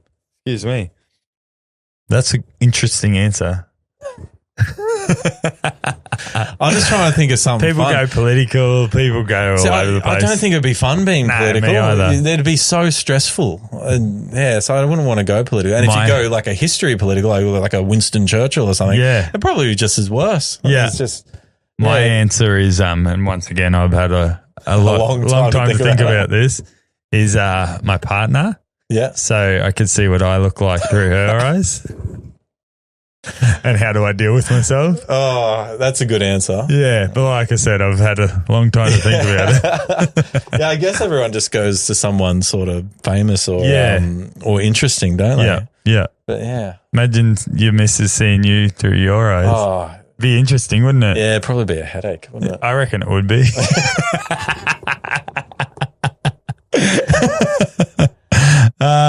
What did you eat today? It was a sheep's eyeball. I'm sorry. What's for dinner? So if your phone or microphone or computer at work, let's just put all those together as one. Okay. Could say one thing about you, what would it say? Jesus, I don't know. Delete the shit you don't need. I've got 10,000 photos and videos in there. Yeah, I'm the same. I think, probably just free me up a bit. Yeah. Delete your emails. Yeah. I don't know. I'd probably say stop staring at me and go out and do something. Yeah, nice. That's probably what it'd say. I like that. Listeners, as everybody knows, I wear Frontrunner on every episode of the Meraki Podcast. Frontrunner is an Australian streetwear label dedicated to crafting the highest quality apparel available in the market. Whether you're chasing PBs, chasing the kids, or just chasing the weekend, Frontrunner has you covered. I've been wearing their stuff on and off the mic, and honestly, it's the kind of fits that make you feel like you've got your life together, even if you don't. Check them out at frontrunnerau.com or follow them on socials at frontrunnerAUS, because if you're going to run your own race, you might as well do it looking good. Let's go. I have these guest questions at the end. Everyone gets them at the end. Yeah, but before we get to those, did you review them? Or? These ones are the ones that we put on our story. I'm not going to let you see them. All right. Jakey KS92. Oh, Jakey. Why are you the king of concrete? Why am I the king of concrete? Because I fucking am. I'm the best person in the whole fucking industry. Yeah. I'm very known for saying like I'm very good at my job. Yeah. I'll say that out. I'm just doing confident. it for a laugh, but you know, it's like I'm just the best there. Well, you got some delivered across the road here. I try, like in the last couple of years of it's happening. This street actually itself we've been delivering, but the last few years, like we touched on it before, like sometimes in the industry the morale can be down, and we're in an office, whereas it's the same stuff. Yeah, and in the last few years I've really like tried to be just not worrying about it. Yeah, just having a bit more fun at work. You have to. And people really vibe. You see people vibe off that, and then they start doing it as well. So you have a much better time when you're not. You can have a miserable. bit of fun. So I sit there and say I'm the best at my job all the time. Yeah. I'm not. No, of course. But, it gets a good laugh. You know why you're not? Because everyone else thinks they are. But the king of concrete was just There's a guy at work named Glenn, and he just calls me Kinging every day. Okay. And I think he got it from the same place as one of the concrete batches that works at a concrete plant and batches of concrete. He always, because I speak to him every day, and he used to go, "Oh, King," and I was like, "Why do you call me that?" He goes, "Because you think you're king shit." So that's what it sort of originates from, and everyone started calling me Kingy, and so Kingy, King Brown, it just goes from there. Yeah. And Jake backed it up here and goes, "How many halves has Matt had?" It's never enough, but when it is happening, it's enough. Yeah. It's too much. Yeah. You don't want too much, hey? I'll try to be weird and confusing then. That's, I know, what is it? A gentleman never tells. Correct. Yeah. Correct. If brown was a colour, this is from Denny_James_Hustler. If brown was a colour, which colour would he be and why? Can't choose brown. Sorry. Can't choose brown. Well, if it's not brown, it's going to be like red, probably. If I had to be a colour, it's my favourite. It was always my favourite colour growing up, but lately brown has definitely taken over. When you realise Byron taught 2003.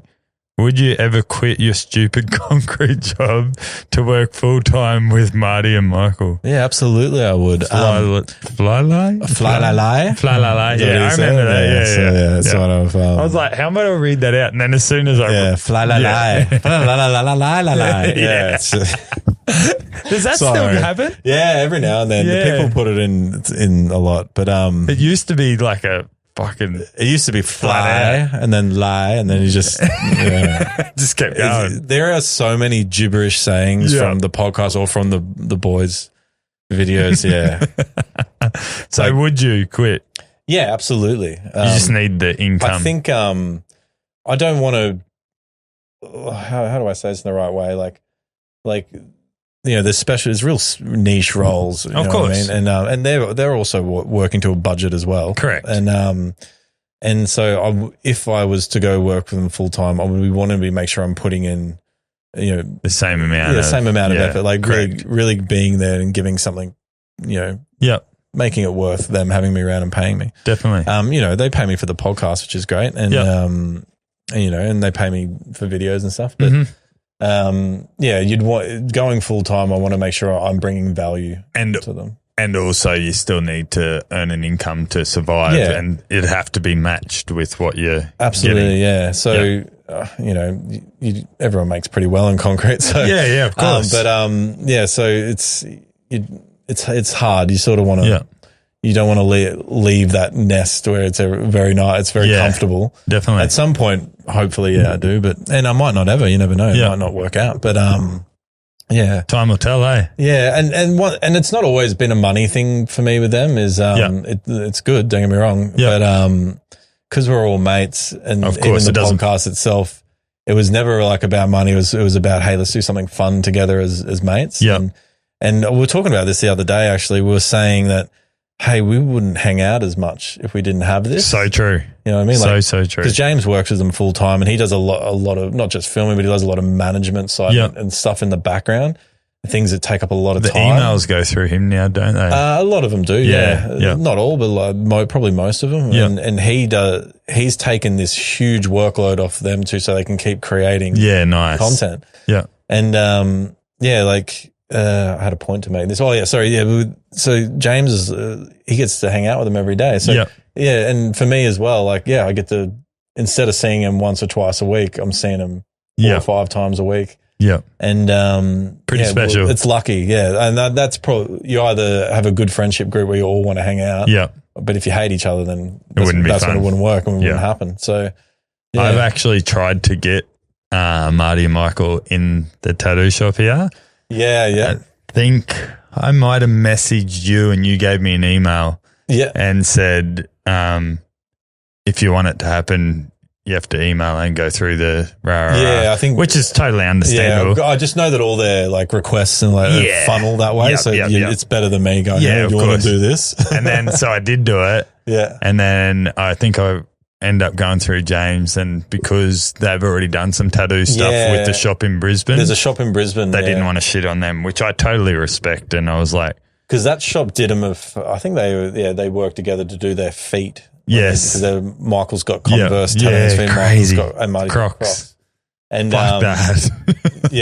because I think a lot of tattoo shops have reached out to him before, and but and then I saw him at the Podcast Royale, and I said, "Oh, I'm the bloke." And then they're like, "Yeah, I totally respect." Because there's a funny thing, especially I think once you get to the levels that they're at, everyone huge. Wants to do something. Of course, and then then they start picking and choosing things, but they want to do everything.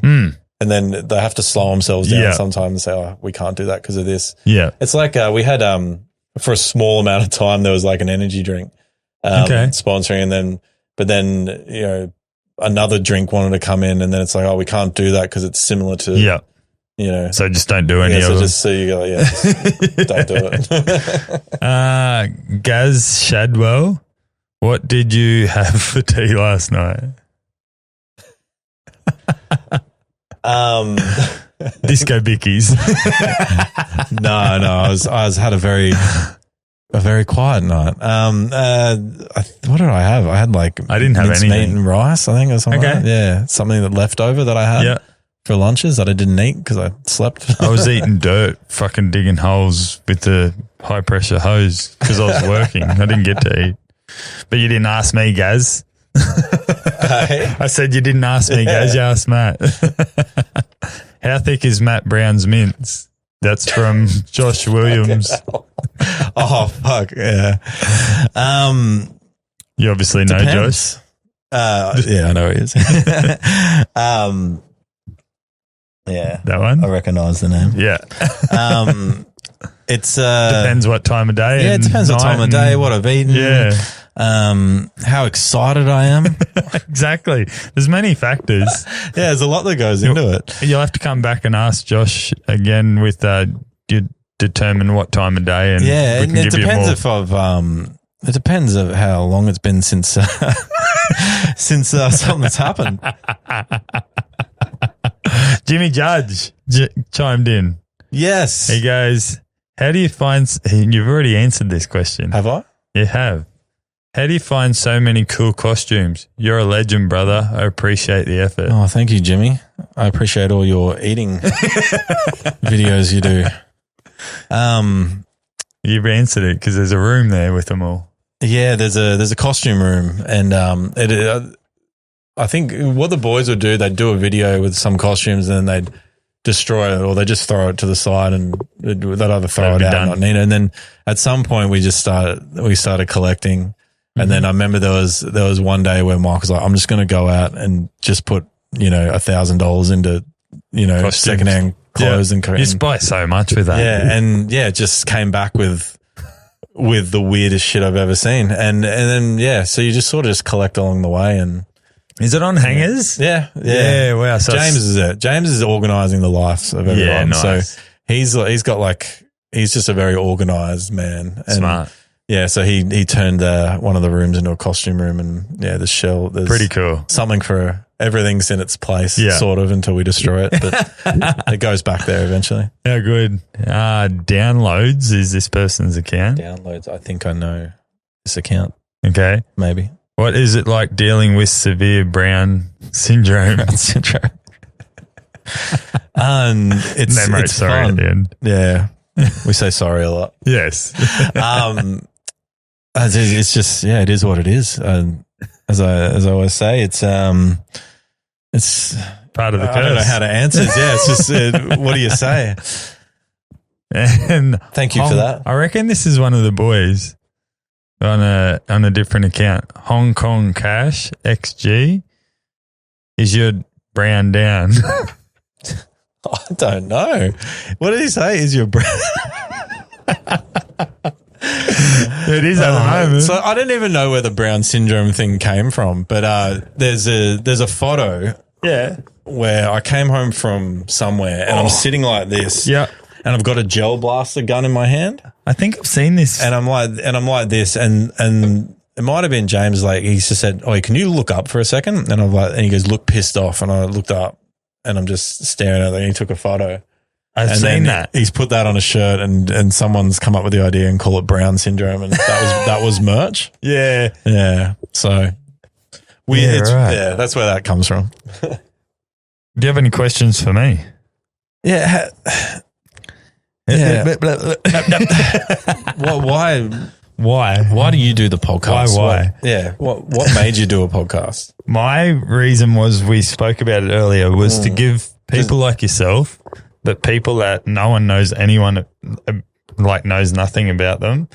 I've had NRL players, I've had Olympians, I've had Paralympians, I've had a gentleman that used to own, or was the CEO of Swiss Multivitamins. Oh, yeah. He's now the owner of Nutra-Organics. I've had fucking kids that have just left school, and so I just want to give everyone an opportunity to tell how they've come from where they've come from to where they are now, and how they've had to get there, and the struggles along the way, and a bit of mental health at the start, just because a lot of people struggle with it but don't want to talk about it. Yeah, absolutely. So I just try and give everyone an avenue.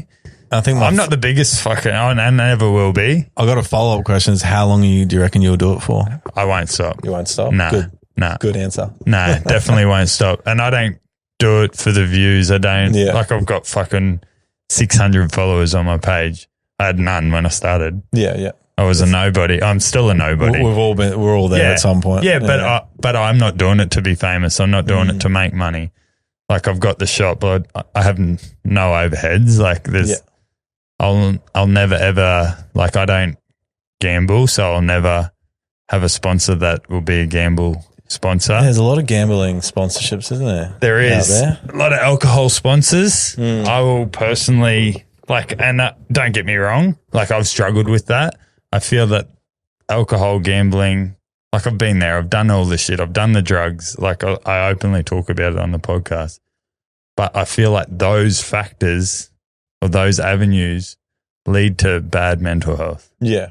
So I will never, ever let them jump on if they wanted to. It's not about money. It's not about anything like that. I just have that mind frame of don't fucking bite off your nose to what's the saying? Bite up your Spite nose. your face. Yeah. So I would never do that. And it's just something that, and Jimmy Judge is the exact same person. He's had tens of thousands of dollars thrown at him to sponsor him for that exact reason, and he doesn't do it either. Yeah. So it's just something that I believe in. I want to give people an avenue to talk, and if I can help, like I said, people from not killing themselves or helping them, lightening their day, having a bit of a joke like we have along the way. Be serious as well. Yeah, because people want to see the serious side of people. Yeah, it's hard to bring out the serious sometimes. It is. You got me a few times. Yeah, I did. A little bit.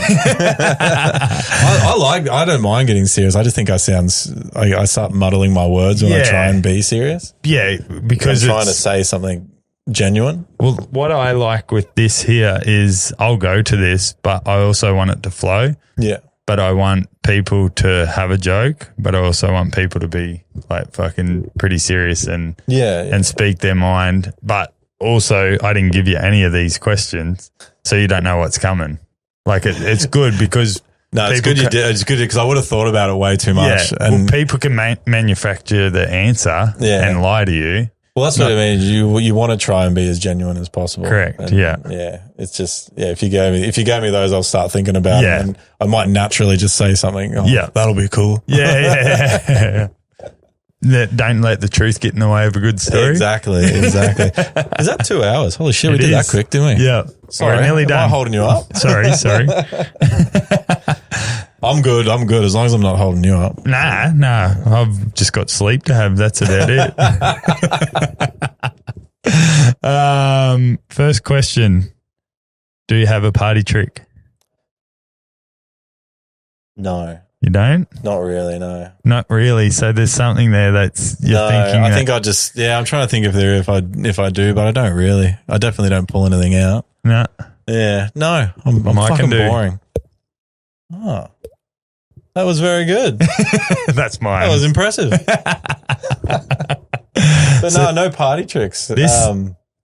I think what's if there's something in there that you're thinking? I'm just trying to think what back is it? to because I haven't had many big parties where I'm trying to pull someone up to make them laugh. There's nothing that you're like, that could be a party trick, but I won't say it. No. There's something sitting there that you're like, oh. Yeah, no, I'm just trying to think. There's nothing. There's nothing. There probably is. I don't know. It's in the distance. You just can't see it. It's definitely nothing that's standing out to me. Okay. This one will be very interesting because you go through this like a wave of this is interesting, hard. This is nice. Back to hard. I'm all for it though. That's good. Who's the most famous person in your phone or in your inbox or?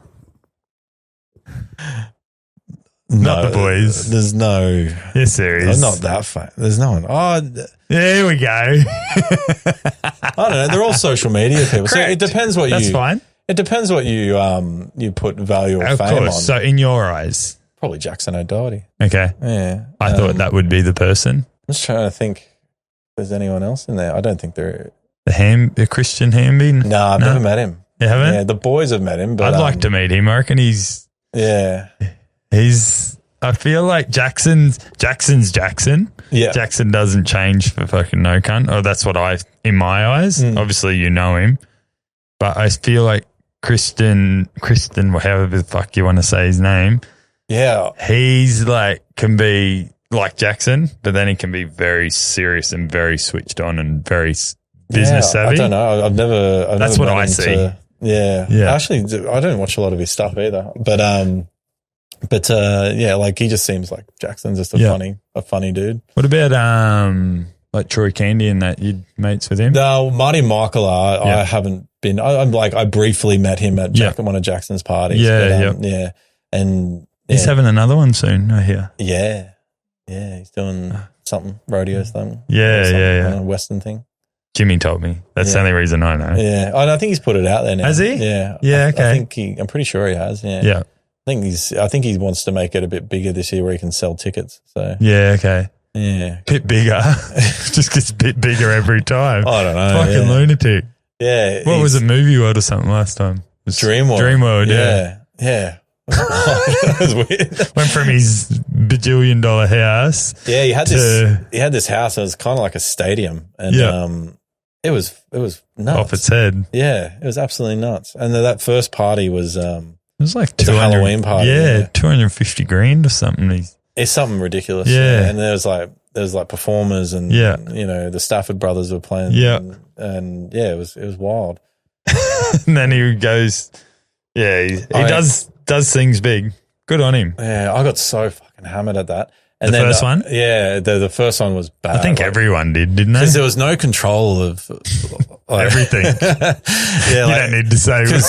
He had bartenders and all that going all night, and then we had free. It was all the alcohol and all everything. Free, and people it was so easy to get drinks. I was just me and Michael got absolutely written off, and I can't remember what happened to everyone else.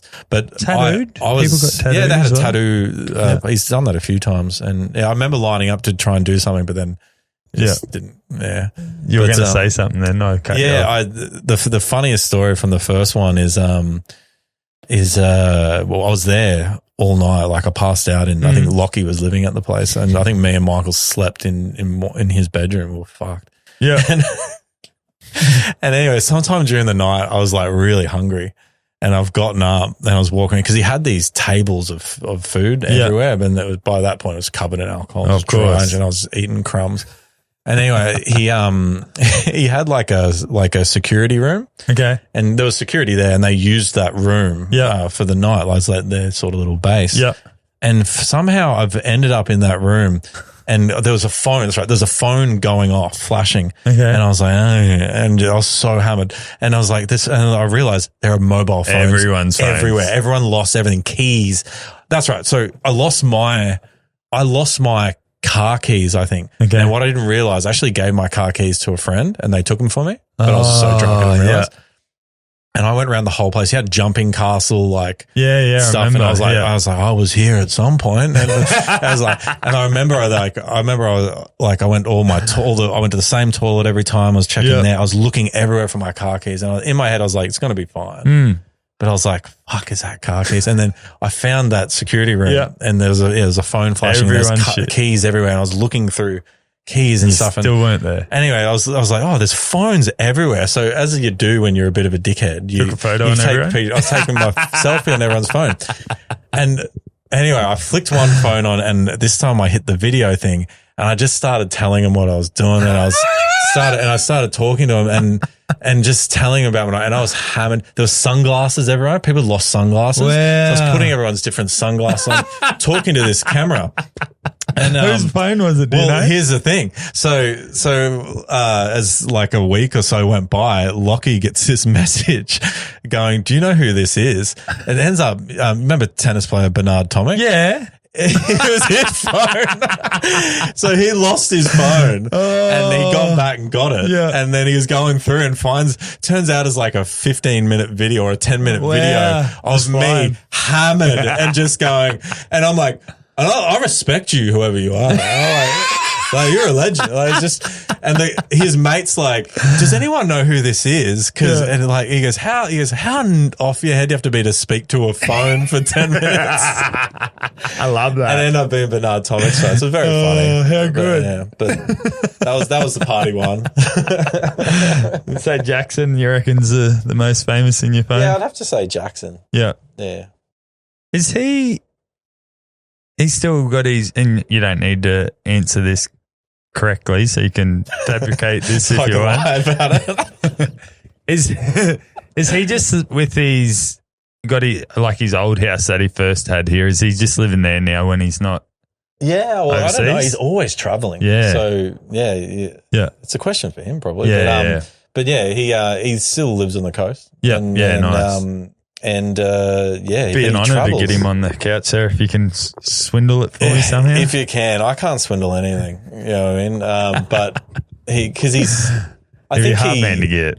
Yeah, he is hard to get. Like, obviously he's very close with Marty and Michael, so we've had him on a few times. But I think I just love how raw and fucking he doesn't. Yeah, he's actually one thing you never see a lot in his videos. He's actually the nicest guy. Yeah, maybe okay. I don't know if he wants to hide that or not, but Yeah. I don't give a fuck, Jackson. Yeah. But he's actually the nicest guy I've ever met, and he's so genuinely weird and funny. Yeah. Yeah, like that's why Marty and Michael get along with him so well. When you get as big as him, he's huge. People will hate him. Yeah, and of course, like him and hate him. He's a really nice guy. Yeah, and he was one of the first guys that the boys met. And they like Silly Salmon. That was before then. Yeah, he like collaborated, like had a small collaboration, and the boys are like, he's a guy who's really up there and doing really well. We got to try and be with him. Yeah, and that's they just tried to do as many videos as they could with him, and Jackson just loved him. So, yeah, nice. Yeah, how good. I don't think I could do a podcast like this with him. He'd be just, I don't know. He'd be all over the place. I don't know, yeah. No, when he wants to talk serious, he can get pretty serious. For a while, he was doing his own podcast. So he might still be doing it. But what was that called? He's changed the name a few times. But But he can get serious on that. But he's just he's such a funny dude. So it's hard for when he goes serious. Yeah. It would be good. It would be very good.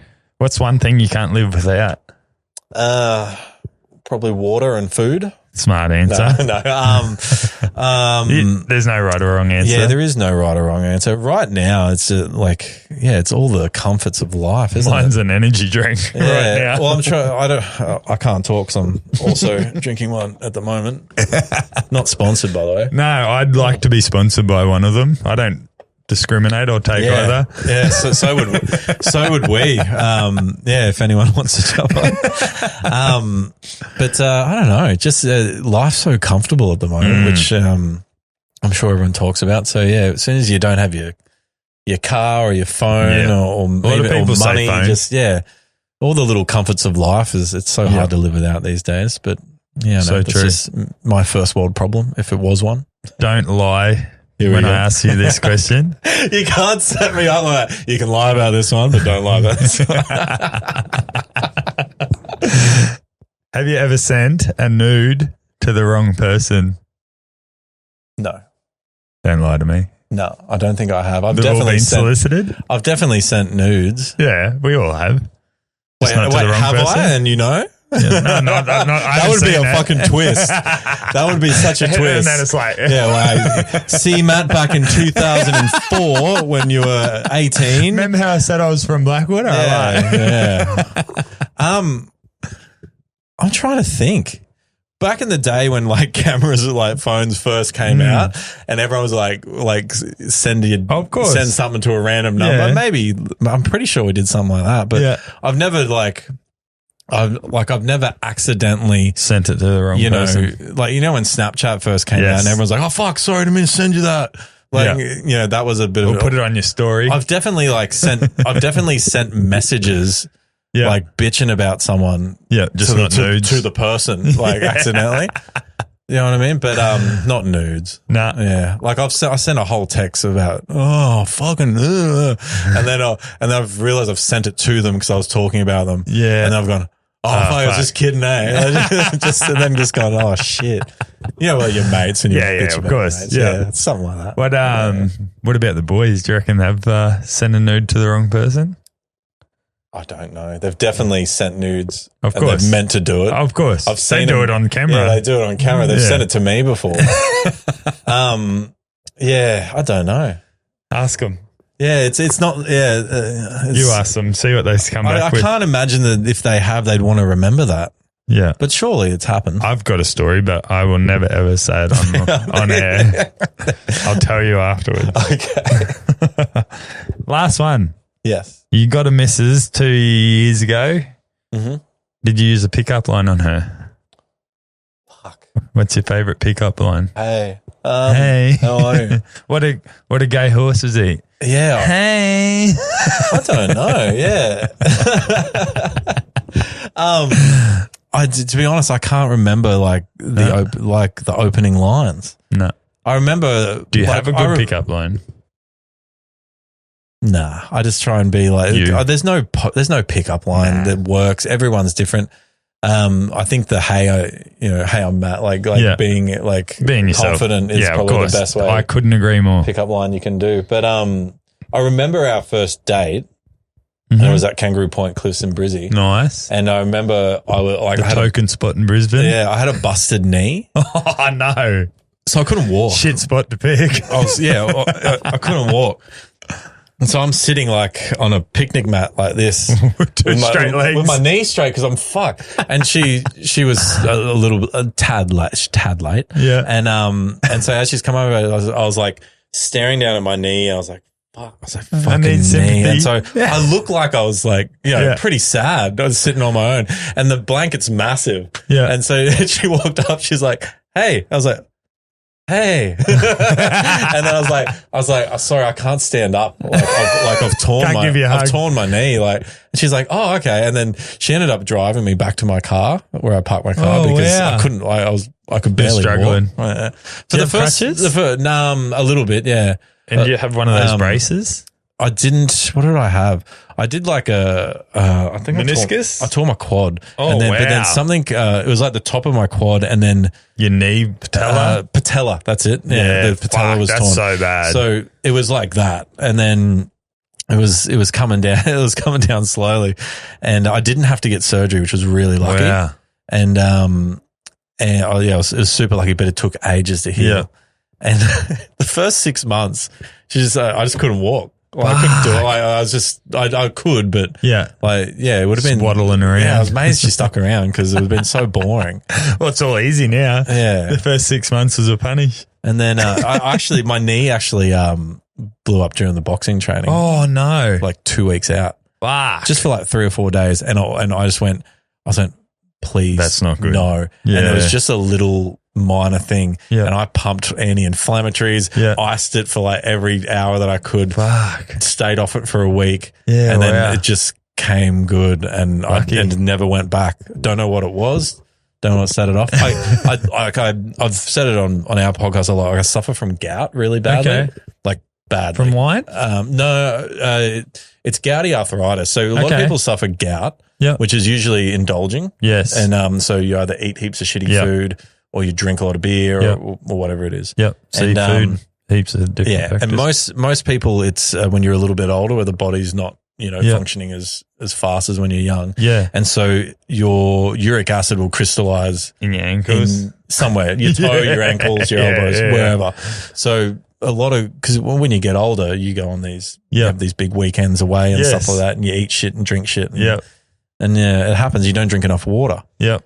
With me, my body's not getting rid of uric acid quick enough. So no matter what I do, it's building up. Yeah, right. So you take allopurinol, the medication to get rid of it. But my toes went and my elbows all went with gout attacks at some point. And so it's taken years to try and bring that uric acid down. But they think the knees were weak from gout. I might have had minor gout attacks there, not really realize it.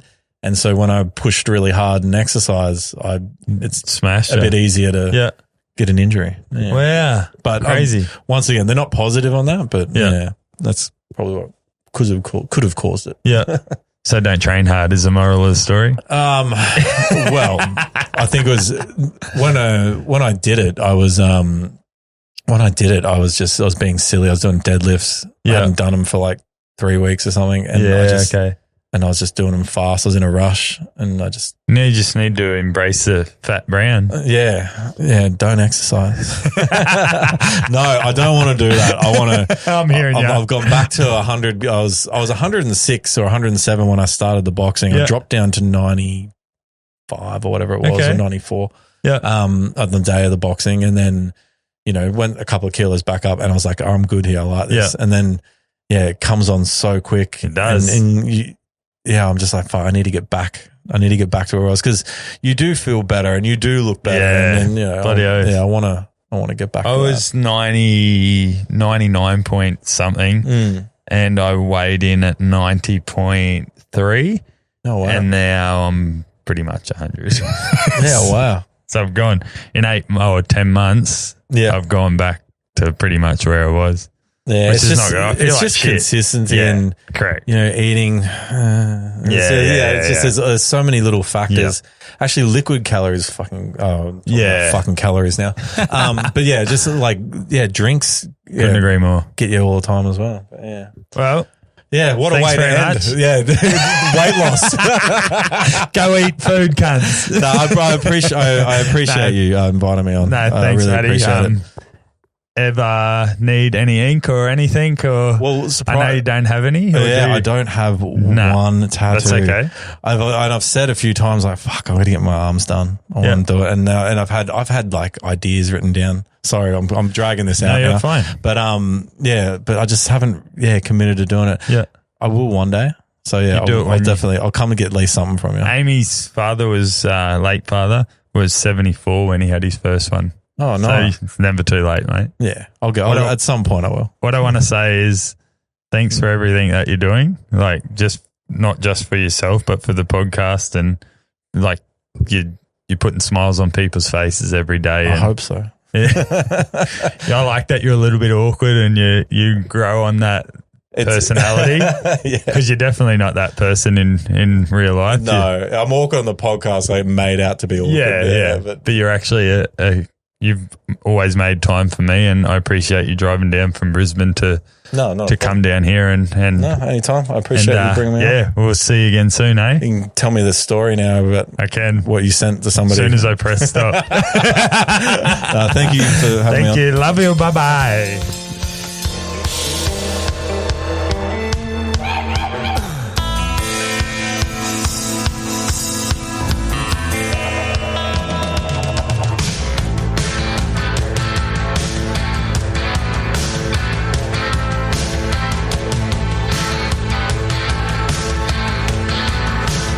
This has been another Pod Perfect production.